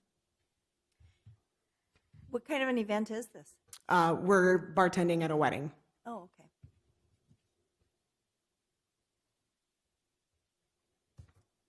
Do we have any other proponents? Any opponents? Then I'm going to close the public hearing. Any discussion from the commission? Call the roll. Bartley? Aye. Jensen? Aye. Miller? Aye. Krogman? Aye. Pierce? Aye. Motion carries. Thank you very much. Thank you for coming in. And then we are going to take a 5-minute break, and we'll come back.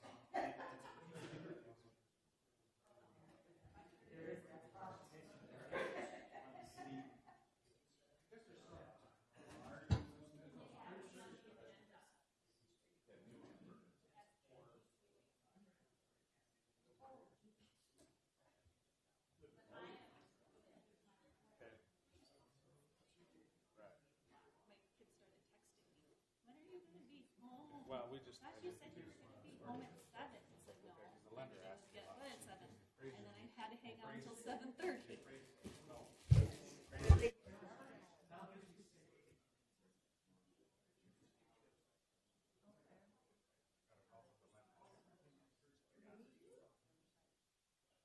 Okay. Okay, well, I'll talk to him and see if he wants to do it. Okay.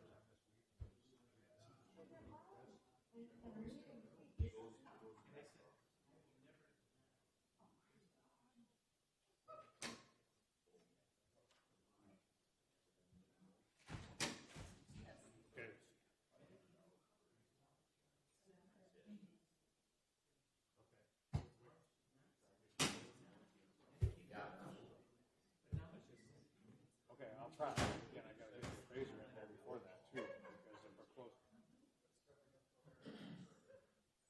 Okay, well, that's. Okay.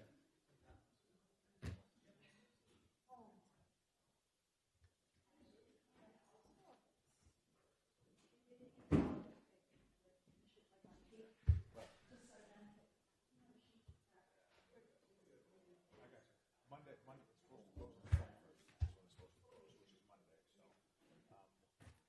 All right, sounds good. All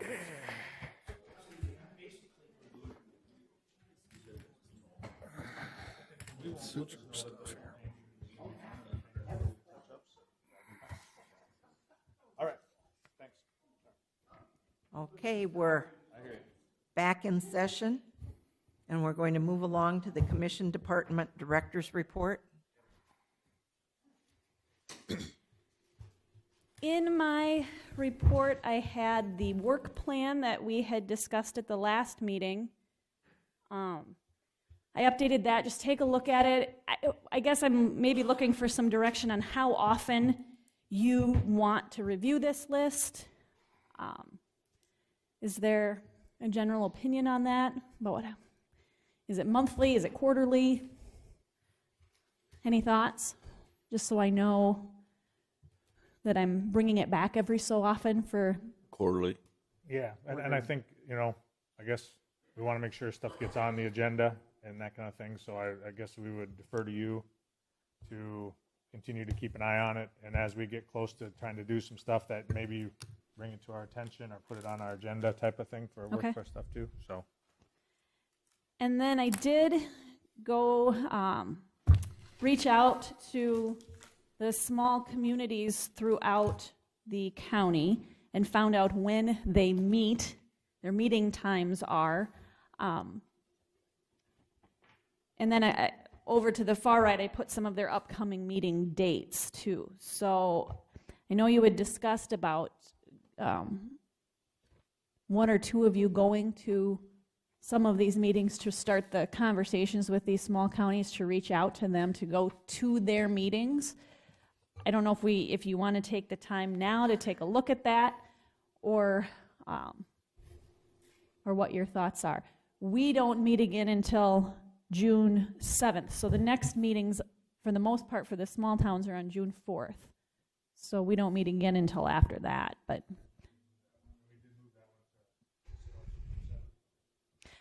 Our meeting is June 7th. It's a Thursday. It's a little bit different because the primary election is the 5th, and we need to canvass the votes. So instead of meeting twice that week, we just moved everything to the 7th, have the meeting, canvass the votes on the 7th.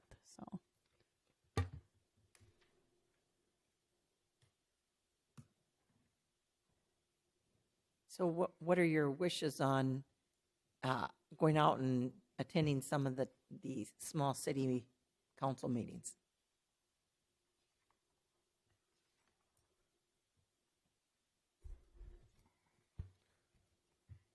Well,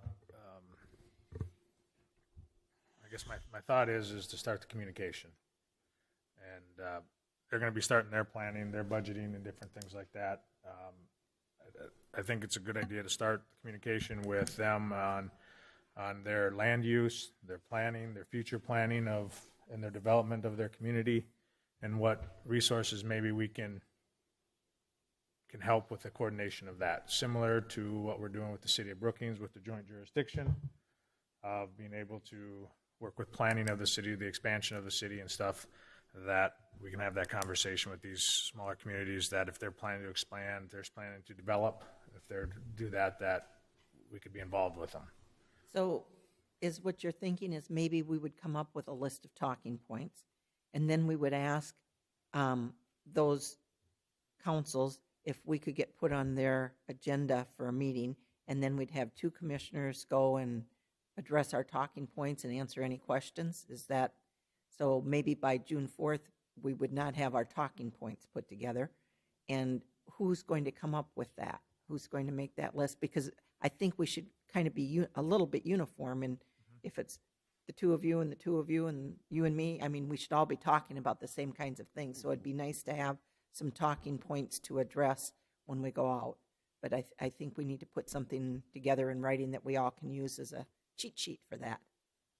Yeah, and I think we should include Bob in that, as far as, you know, our zoning and planning director, that kind of stuff, of some, you know, some questions that we can help and we can ask them, you know, and have them look at. And then as also planning processes and stuff too. So I don't know, I guess if we wanted, we could do it together, or we can throw some stuff out there sometime. Stacy, have you heard us talk enough about what we're looking at that you could put together a draft of something, then we could all discuss it? Is this something, Bob, you'd be interested in putting questions together or topics for these communities? Or if you have thoughts, I mean, I know Ryan just sat and rattled off several talking points, and I wasn't. Yeah, I was going to writing them suggest that he down. put this together right Well, away. I think that's a good place to start myself. But what I would suggest is that each of you, I could send out or email me. Email Bob and I, and then Bob and I can work together to put that list of talking points. But each of you individually just sit down for a few minutes and just email me your thoughts, and we can compile the list from that instead of sitting here trying to hash that out. Would that And then work? we'll put that on our June 7th agenda to look at our talking. So have that to me in the next week and a half. And I've got a set of talking points, not from the planning side, but from the emergency management side, already developed for when I do go out and talk to local cities. So I'll include that in the talking also. And I can certainly meet in your office sometime if we want to put those together and finalize those together or something. Yeah, once I have them, then we can Just sit give me a down call. together. I can let you know. Okay. Okay? That sounds good. But since I put the questions together, right, then that means I don't have to. Wrong. You betcha. I don't know what you were going to say, but no. I do, and no, that's not going to work.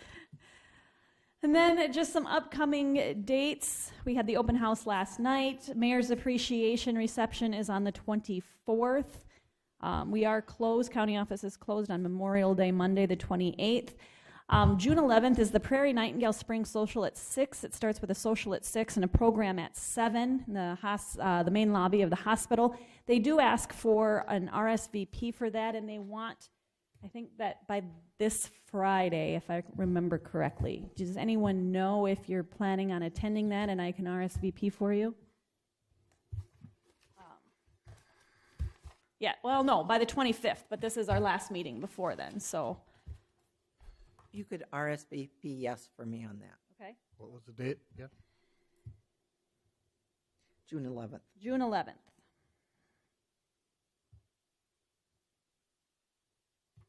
I will let you know. Okay. Yeah, I'll do the same. No. Larry? I'm checking.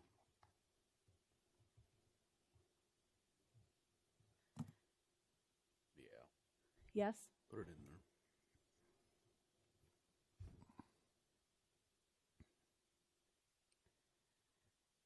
Okay, and then lastly, June 12th and 13th, that's the last thing. We have budget hearings. Don't forget, if you don't have those on your calendar, get those on your calendar. Tuesday, Wednesday, June 12th and 13th.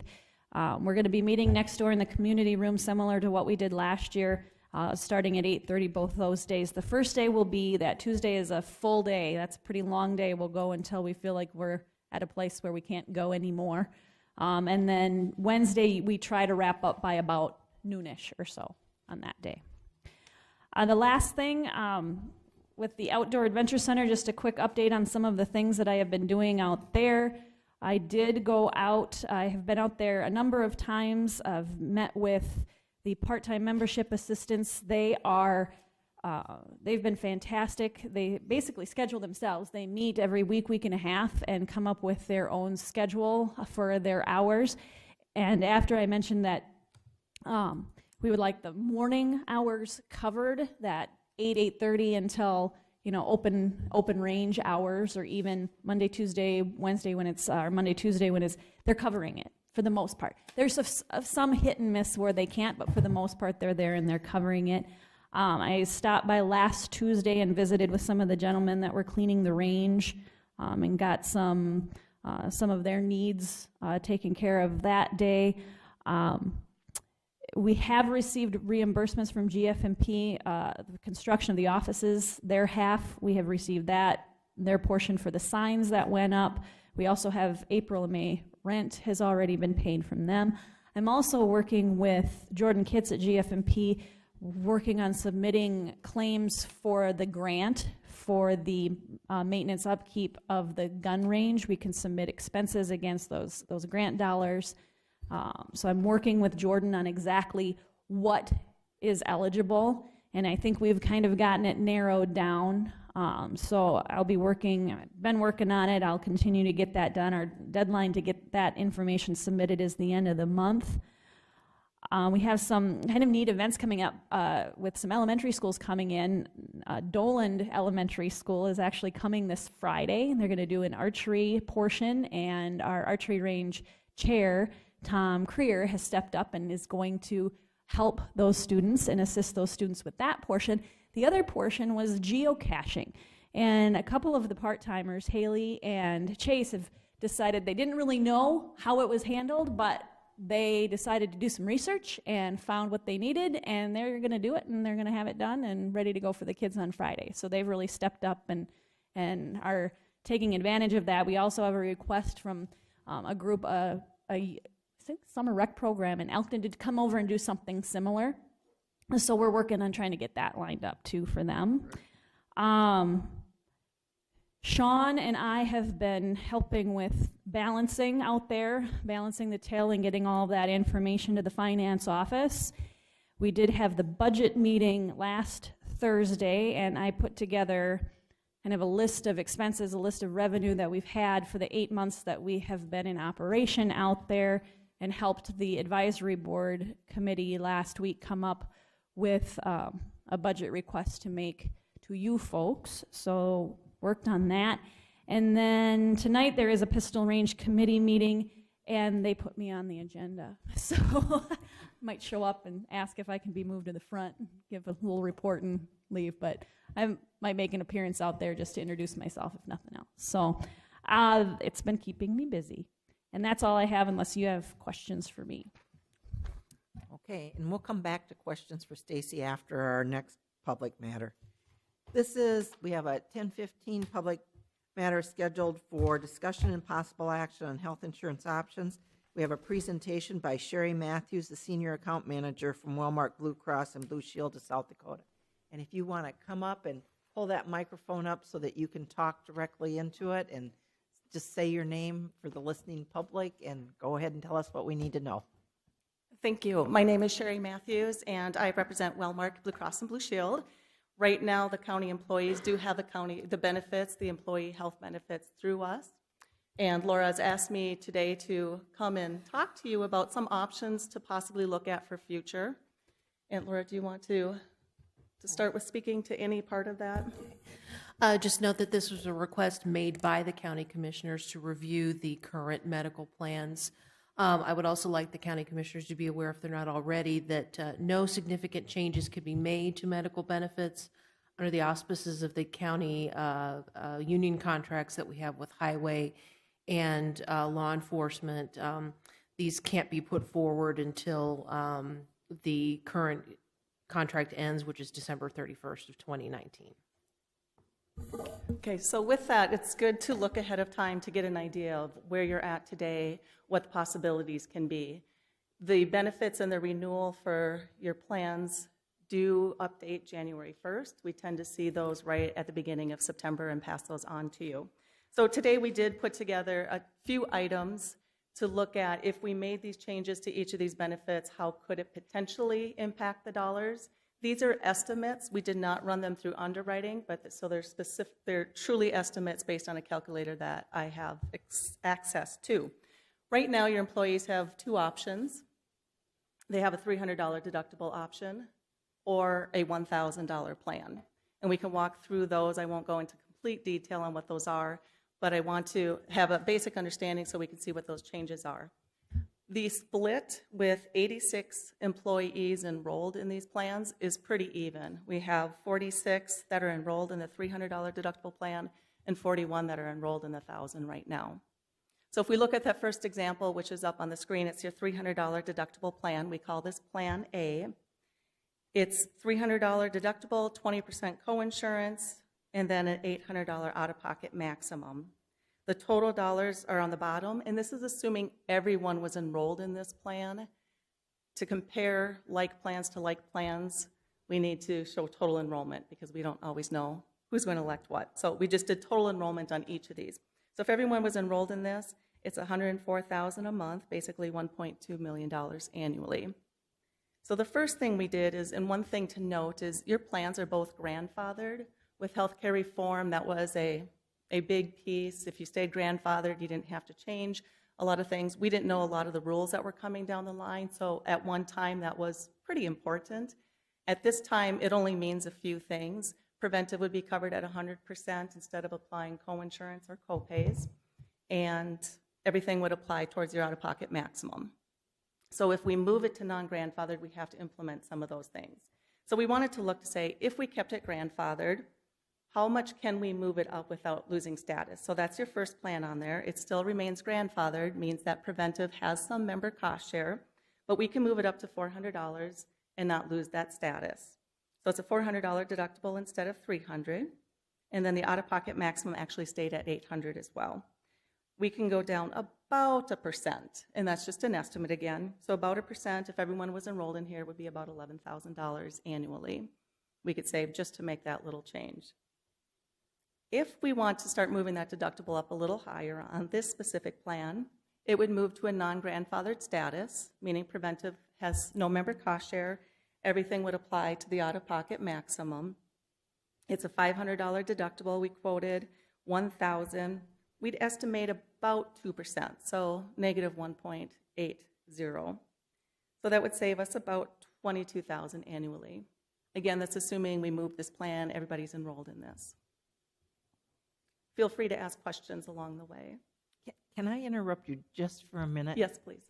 You started back at the beginning, you said 86 people. That's how many people we cover? Is that correct? That's how many contracts we have, yep, Okay, employees. so it's 86 employees? 86 employees. We do have families on there as well. Mm-hmm. And so those members are part of that, but actual contracts is 86. That includes the 5 county commissioners. Okay, so it's 86 total that are covered on our plan? Yes. Okay, thank you. So let's look at the last one on there. That's moving the deductible up to $750. Still a rich plan. And then the out-of-pocket maximum is $1,500. And that one, we could start estimating that the percent decrease is going to be about 6%. And again, if everyone enrolled on that plan, it would be about $76,000 annually to start moving that deductible up.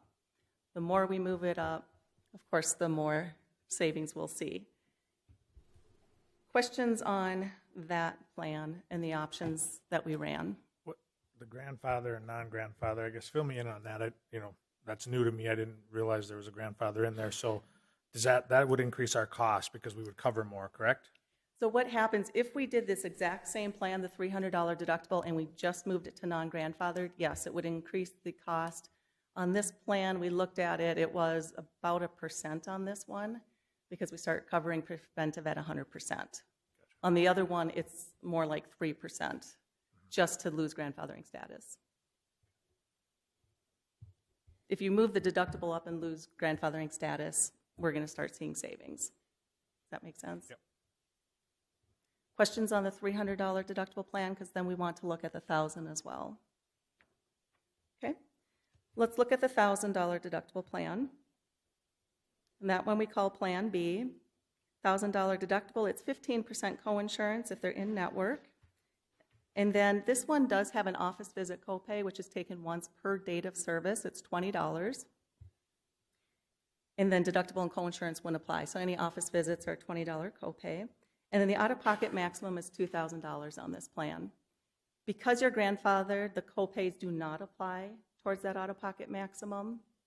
If we lose grandfathering status, everything has to apply to that max. So there's a little change in this one. This one does have a prescription drug card on there where it does not apply deductible and coinsurance like the other plan. This one actually does copays. For every prescription they pick up, they'll pay a small amount. It's $10 if they get a generic, $20 if they get a name brand, a preferred name brand, and then $30 if it's a non-preferred brand. And those ones apply to the separate out-of-pocket maximum. So they'll continue, on the current plan, they'll continue to pay their copays even after they meet their out-of-pocket max. When we look at that one, if we looked at everyone being enrolled in that plan, it's about $95,000 a month or $1.1 million annually. And we can see what the actual rates are. Now, these are the total rates that Wellmark provides you. There's some cost share split, and I did not take that into account just to compare what kind of savings we'll see overall.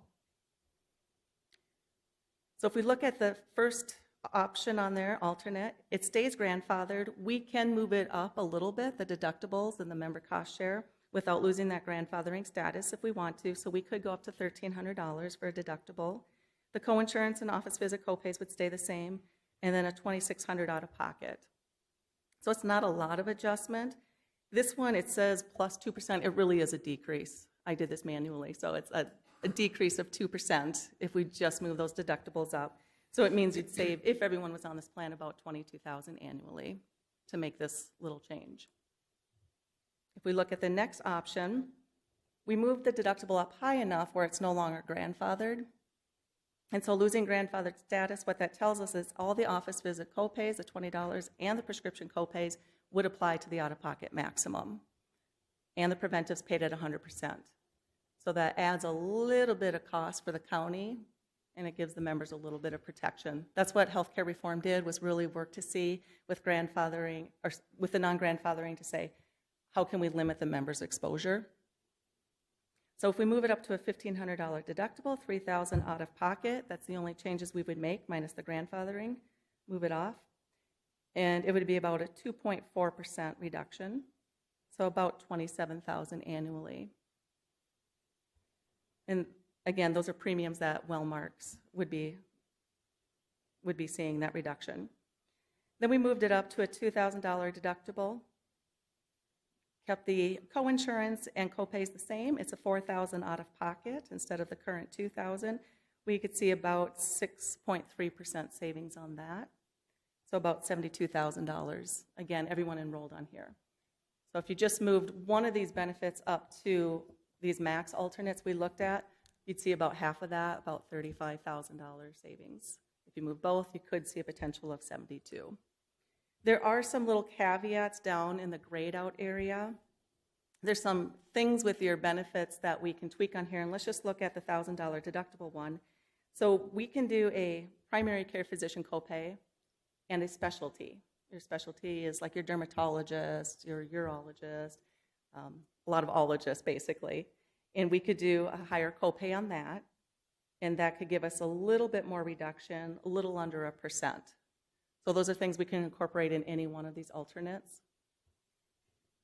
We can increase the coinsurance from 15 and 25 to 20 and 30, so it would match the 300 plan. That would give us about a 0.5% reduction. So again, we can mix and match some of these things. We just wanted to show you, if we do some of these things, here's what you're looking at for dollar savings. If we added a prescription deductible, so they would pay a first $100 for any name brand prescriptions at the beginning of the year, we could see potentially about a not even quite a 0.5% savings. And then there's two things on both of these plans that are kind of old benefits that are things we might want to really consider removing. We can't do it if they're grandfathered, but if we move non-grandfathered, we'd probably want to clean these up. One is fourth quarter carryover, and what that is somebody meets their deductible in the fourth quarter, October, November, December, right now that applies to the next year's deductible.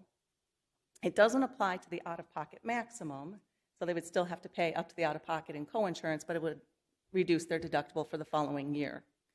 It would be about 0.25%, so about $2,000 to $3,000 savings annually to do that.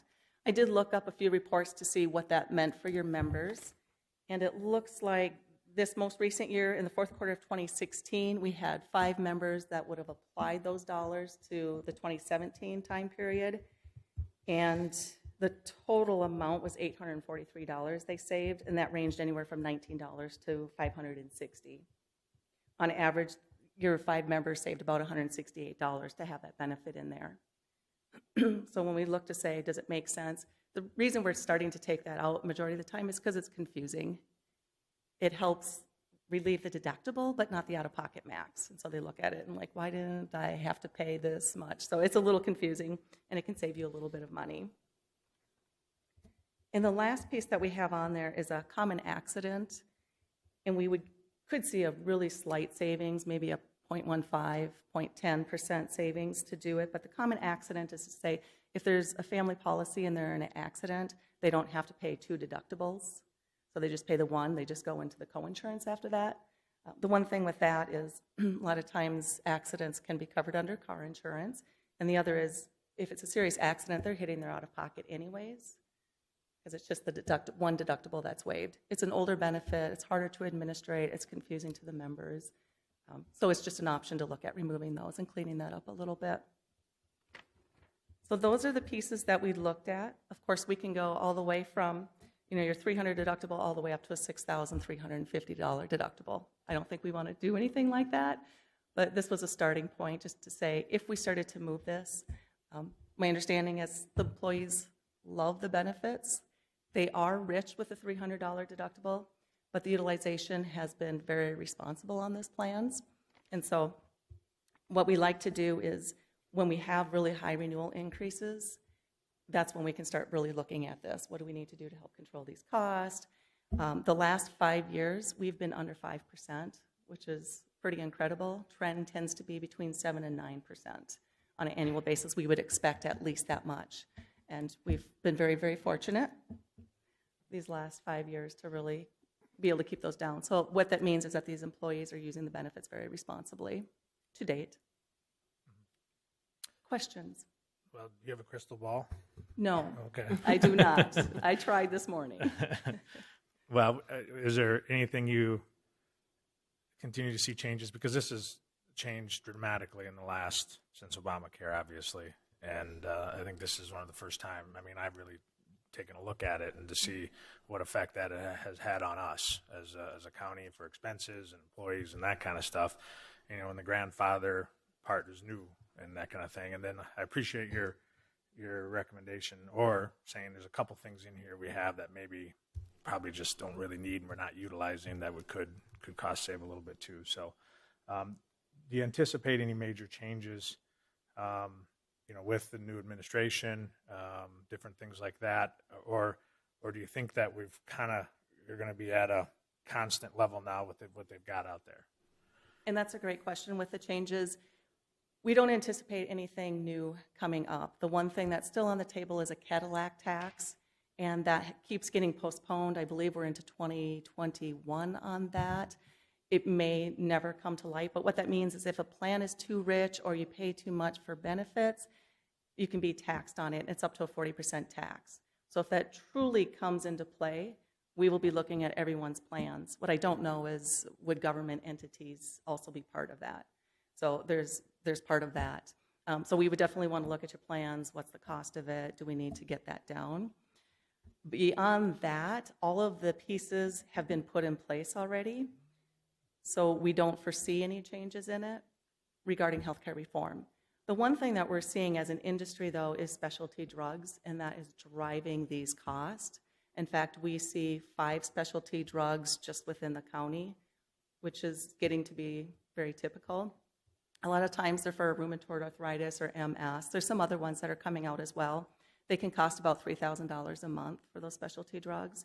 So the member pays for it, it goes towards their deductible coinsurance or copay, depending which plan they're on, and then we're paying the rest, which goes into your claims experience. So we are definitely, we continue to work with the pharmacy vendors on that, and government-wise, we're looking to say, is there something we can do, because these are priced so high. But that's the biggest driver right now. But with healthcare reform and what we're seeing for changes for your plans, we don't see anything really hitting. The only thing is the health insurer fee. That is a tax as an insurance company that for a fully insured business, we pay that to the government. That continues to come and go out of the rate, so that's in there right now. In 2019, that's supposed to go away again, and that's about 3.4%. So we'll see some reduction just based on that. The majority of our 2018 renewal included that health insurer tax. So it really wasn't a premiums increase based on usage or experience. It was mostly that tax. So. Laura, quick question. You know, it looks like it's half and half on each plan. The Plan B, is there, the reason they're taking that one with a higher deductible is the prescription drug plan, or why are employees taking the $1,000 deductible compared to the $300 deductible? I asked the same question Yeah. because it sounds like it's paid at 100% for the employee, but the dental is covered 100% if they take the 1,000. Okay. So they're saving on That's that the trade-off. aspect. That's the trade-off. Gotcha. Okay. Some of them will like the prescription piece, but since it doesn't apply towards their deductible or out-of-pocket, depending on what they're taking, how much they're taking, they may not be saving money to be on that plan.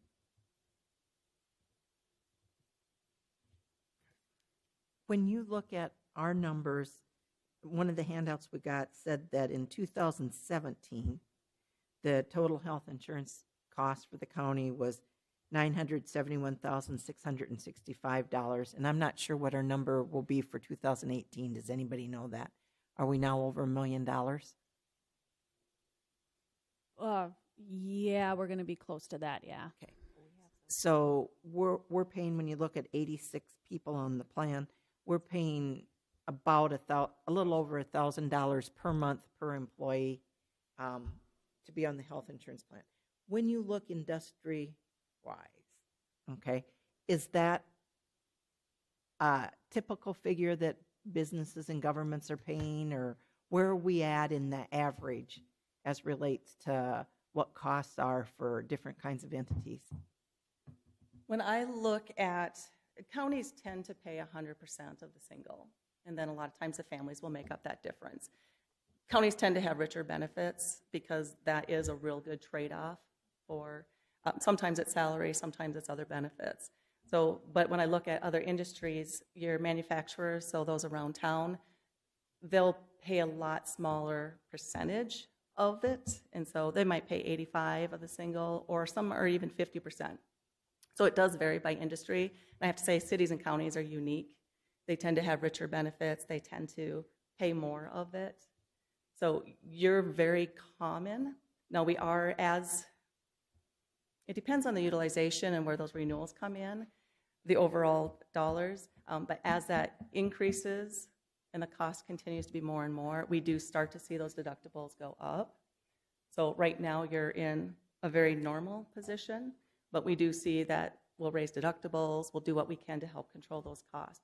Some will partially self-fund it as well, so they'll have a high deductible, but to the member it looks like a very low one. So you'll take on that risk on the back end. It's a lot more cumbersome, and there's some unique pieces to it. I don't know that you want to look at that, but those are some things that some counties will do as well, and even some cities, just to help partially self-fund some of that risk. Did I answer your question? So is this the norm? I'm not quite sure. I guess what I really want to know, we're paying about $1,000 per employee per month for health insurance benefits. Is that a pretty typical number? I think it's probably a little high, but I don't know where they sit because I don't get to see what that final is that the county pays or the city pays or the entity pays versus what they're cost sharing. I just see what our total is. And so our total is a little high, is that what I just heard you say? It seems like it might be a little high. Okay. But when I look at it, is it about 815 for a single? Would be the highest, that's 100%. Are you paying 100% of the families as well? No. Okay. So it's about 815. So I can't say that I know what others are passing out and paying on it.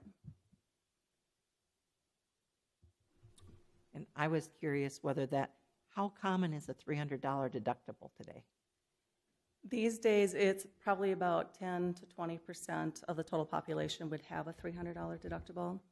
A lot do what you're doing, a lower deductible, maybe $500, and then maybe $1,000, $1,500.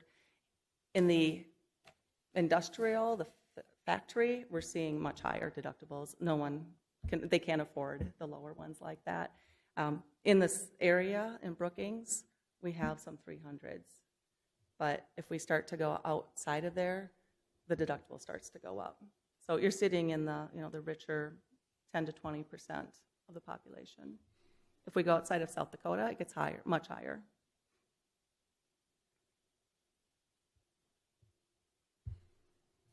Anybody else have questions? I think it was, I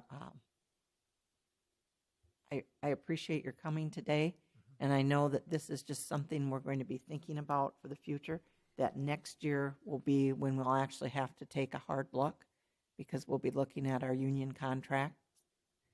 And I'm wondering if we shouldn't just plan now to have you come back Absolutely. next year and have a similar kind of conversation when we're actually have an issue in front of us. What do you all think? Well, I just wanted to hear where we were at. Okay, it's been on here now 7 years, and we had not looked at it, and there's been a lot of changes and a lot of there, and you hear different areas of sectors going through a lot of changes, and so I appreciate you coming here because I just wanted to see where we were at and how we're doing and down the road, because as our cost of employees, and when we fill a full-time employee, it seems like the cost out of pocket continues to go up, and we're not really giving them, we're not changing our salary very much, so I wanted to see where that was, what the situation is and stuff like that too, so, but. It's a good thing to look on a regular basis as we do renewals, and as the contracts come up, that's the right time to definitely, and you do need to do a little research like this ahead of time, so you have some ideas of where you want to go with it. And I think between now and next year, there may be some changes just in healthcare nationally that, again, we would want to know what's going on. So, anybody else have any questions? And then I guess, if we get down to that point and we decide we do want to look at this, I guess we could call you back and maybe get some recommendations of a few things that if we got rid of those things that are not being used, and we went to here, would be the most efficient use of that and stuff too. So, but I do appreciate the input of how our employees are using their benefits and the efficiency of that. I appreciated that input. In addition to that conversation, the self-funding option is obviously used by a lot of corporate businesses at this point in time, using some self-funding, and it was noted that it's cumbersome and difficult to administrate. For less than 100 employees, it's got to be a little bit easier than it is for 1,000 employees, but at the same time, I think that needs a little further explanation of exactly how self-funding works. So, because I think there could be considerable savings in that particular area. So I think that's an area I would like to see more information on, is the self-funding area. And it may not benefit us, and it may benefit us a lot. So I don't know how that goes with scale of a number of employees. Yeah, we can do a self-funded plan all the way down to 50 employees. So we could certainly look at that, and we'd lose grandfathering status. So we would have to wait for the union contracts to actually make that change. But we could look at that option, and for the employees, it could look the same, the benefits, for the most part, minus a few cleanup pieces. But yes, you could see considerable savings. And when I talk about partial self-funded as well, we could do something in that area, and again, the employees would see what they see today or very similar to today. So we can explore those.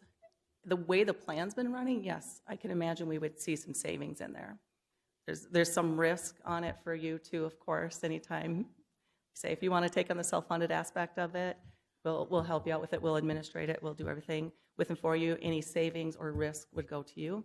But we can certainly bring numbers forward for both self-funded and even a partial self-funded and kind of explore that. That's some long conversations, but happy to have those. And Laura and I can, visit on some of those too and narrow it down to what makes some sense to bring forward. Anybody else? One thing I'd like to add, there are 26 counties in South Dakota that do not offer medical insurance benefits to county commissioners. We're in one of the counties that does. Similarly situated counties that don't offer that coverage are Coddington, Davison, Yankton, and Minnehaha does not offer medical benefits to commissioners. As you're looking at these plans, I think it's important to note that that cost alone is almost $50,000 annually to cover county commissioners, and that would be something to consider as you're moving forward and looking at cost savings.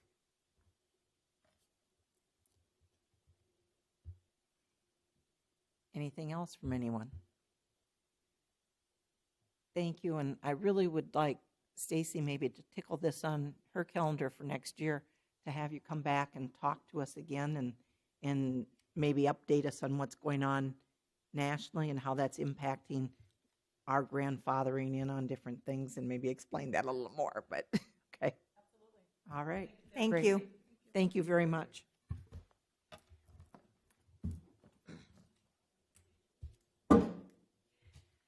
Okay, we're back to Stacy. Did you have anything more to add on your report?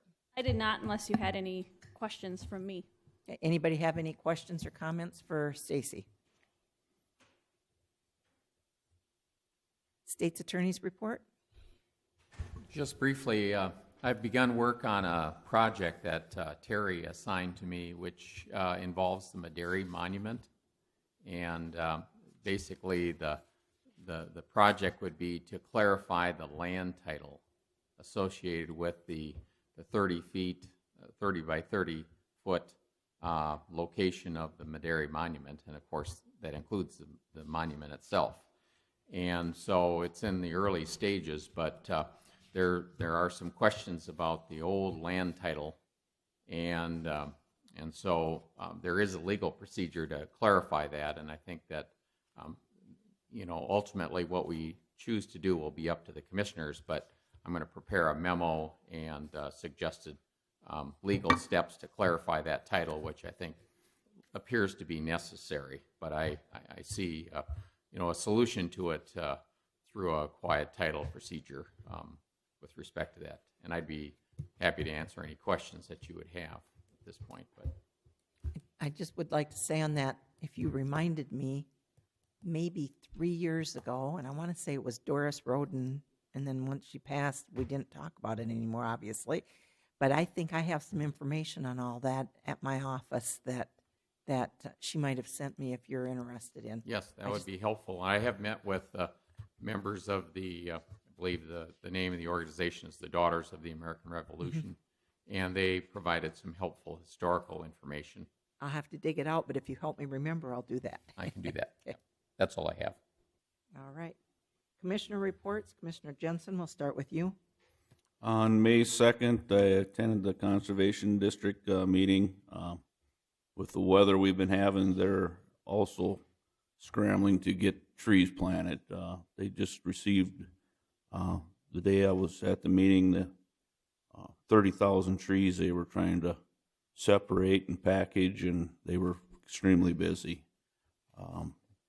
On May 7th, I attended the May 8th Archery Range Committee meeting, and on the 10th, we had a budget meeting at the OAC, and we started with that. We continue to, Stacy's doing some more work on it, but we're working on that also. That's all I have. I did Commissioner attend the open house last night for the jail also. Commissioner Miller. On May 9th, I attended the Joint Powers meeting in the morning. We're looking at the next steps following CTS's presentation on energy savings, and it was decided to go ahead and do a request for qualifications from people to see if there's anybody else out there that would like to give us some ideas and quotes on energy savings and go from there.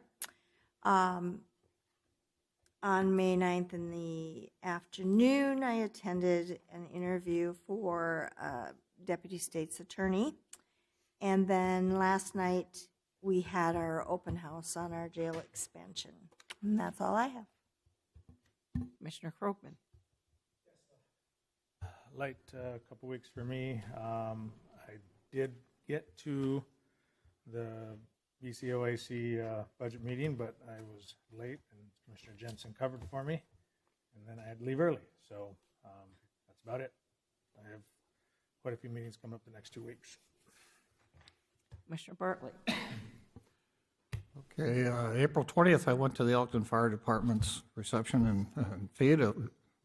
Had a lot of fun people over there. It was a good time. May 9th, the Joint Powers Board, which Commissioner Miller's already reported on what we're doing there. And last night, May 14th, was the jail open house, and I attended that, and I think that went well. Short report. Thank you. Thank you. On May 1st, I attended the Planning and Zoning Jurisdiction meeting on that rezoning request that we did our first reading on today. And I will say that's only, I think, the second joint jurisdiction where both the city planning and zoning, the county planning and zoning, both groups met together. That's the second time since I've been on planning and zoning that that's happened. It's always an interesting process when that goes on. On the 5th, I went to the Empowerment Group's fundraiser and checked out the farmers market by the courthouse because they opened up that morning. On May 9th, I attended the interview for a potential candidate for our Deputy State's Attorney's position and was at the open house for the jail last night. And that would be all I have to report. Anybody have any questions on any of the commissioner reports? Okay. Then I would entertain a motion to go into executive session in accordance with SDCL 1-25-2, Subpart 1, Subpart 3, Subpart 4, Personnel, Consulting with Legal Counsel, and Contract Negotiations. So, second. All in favor?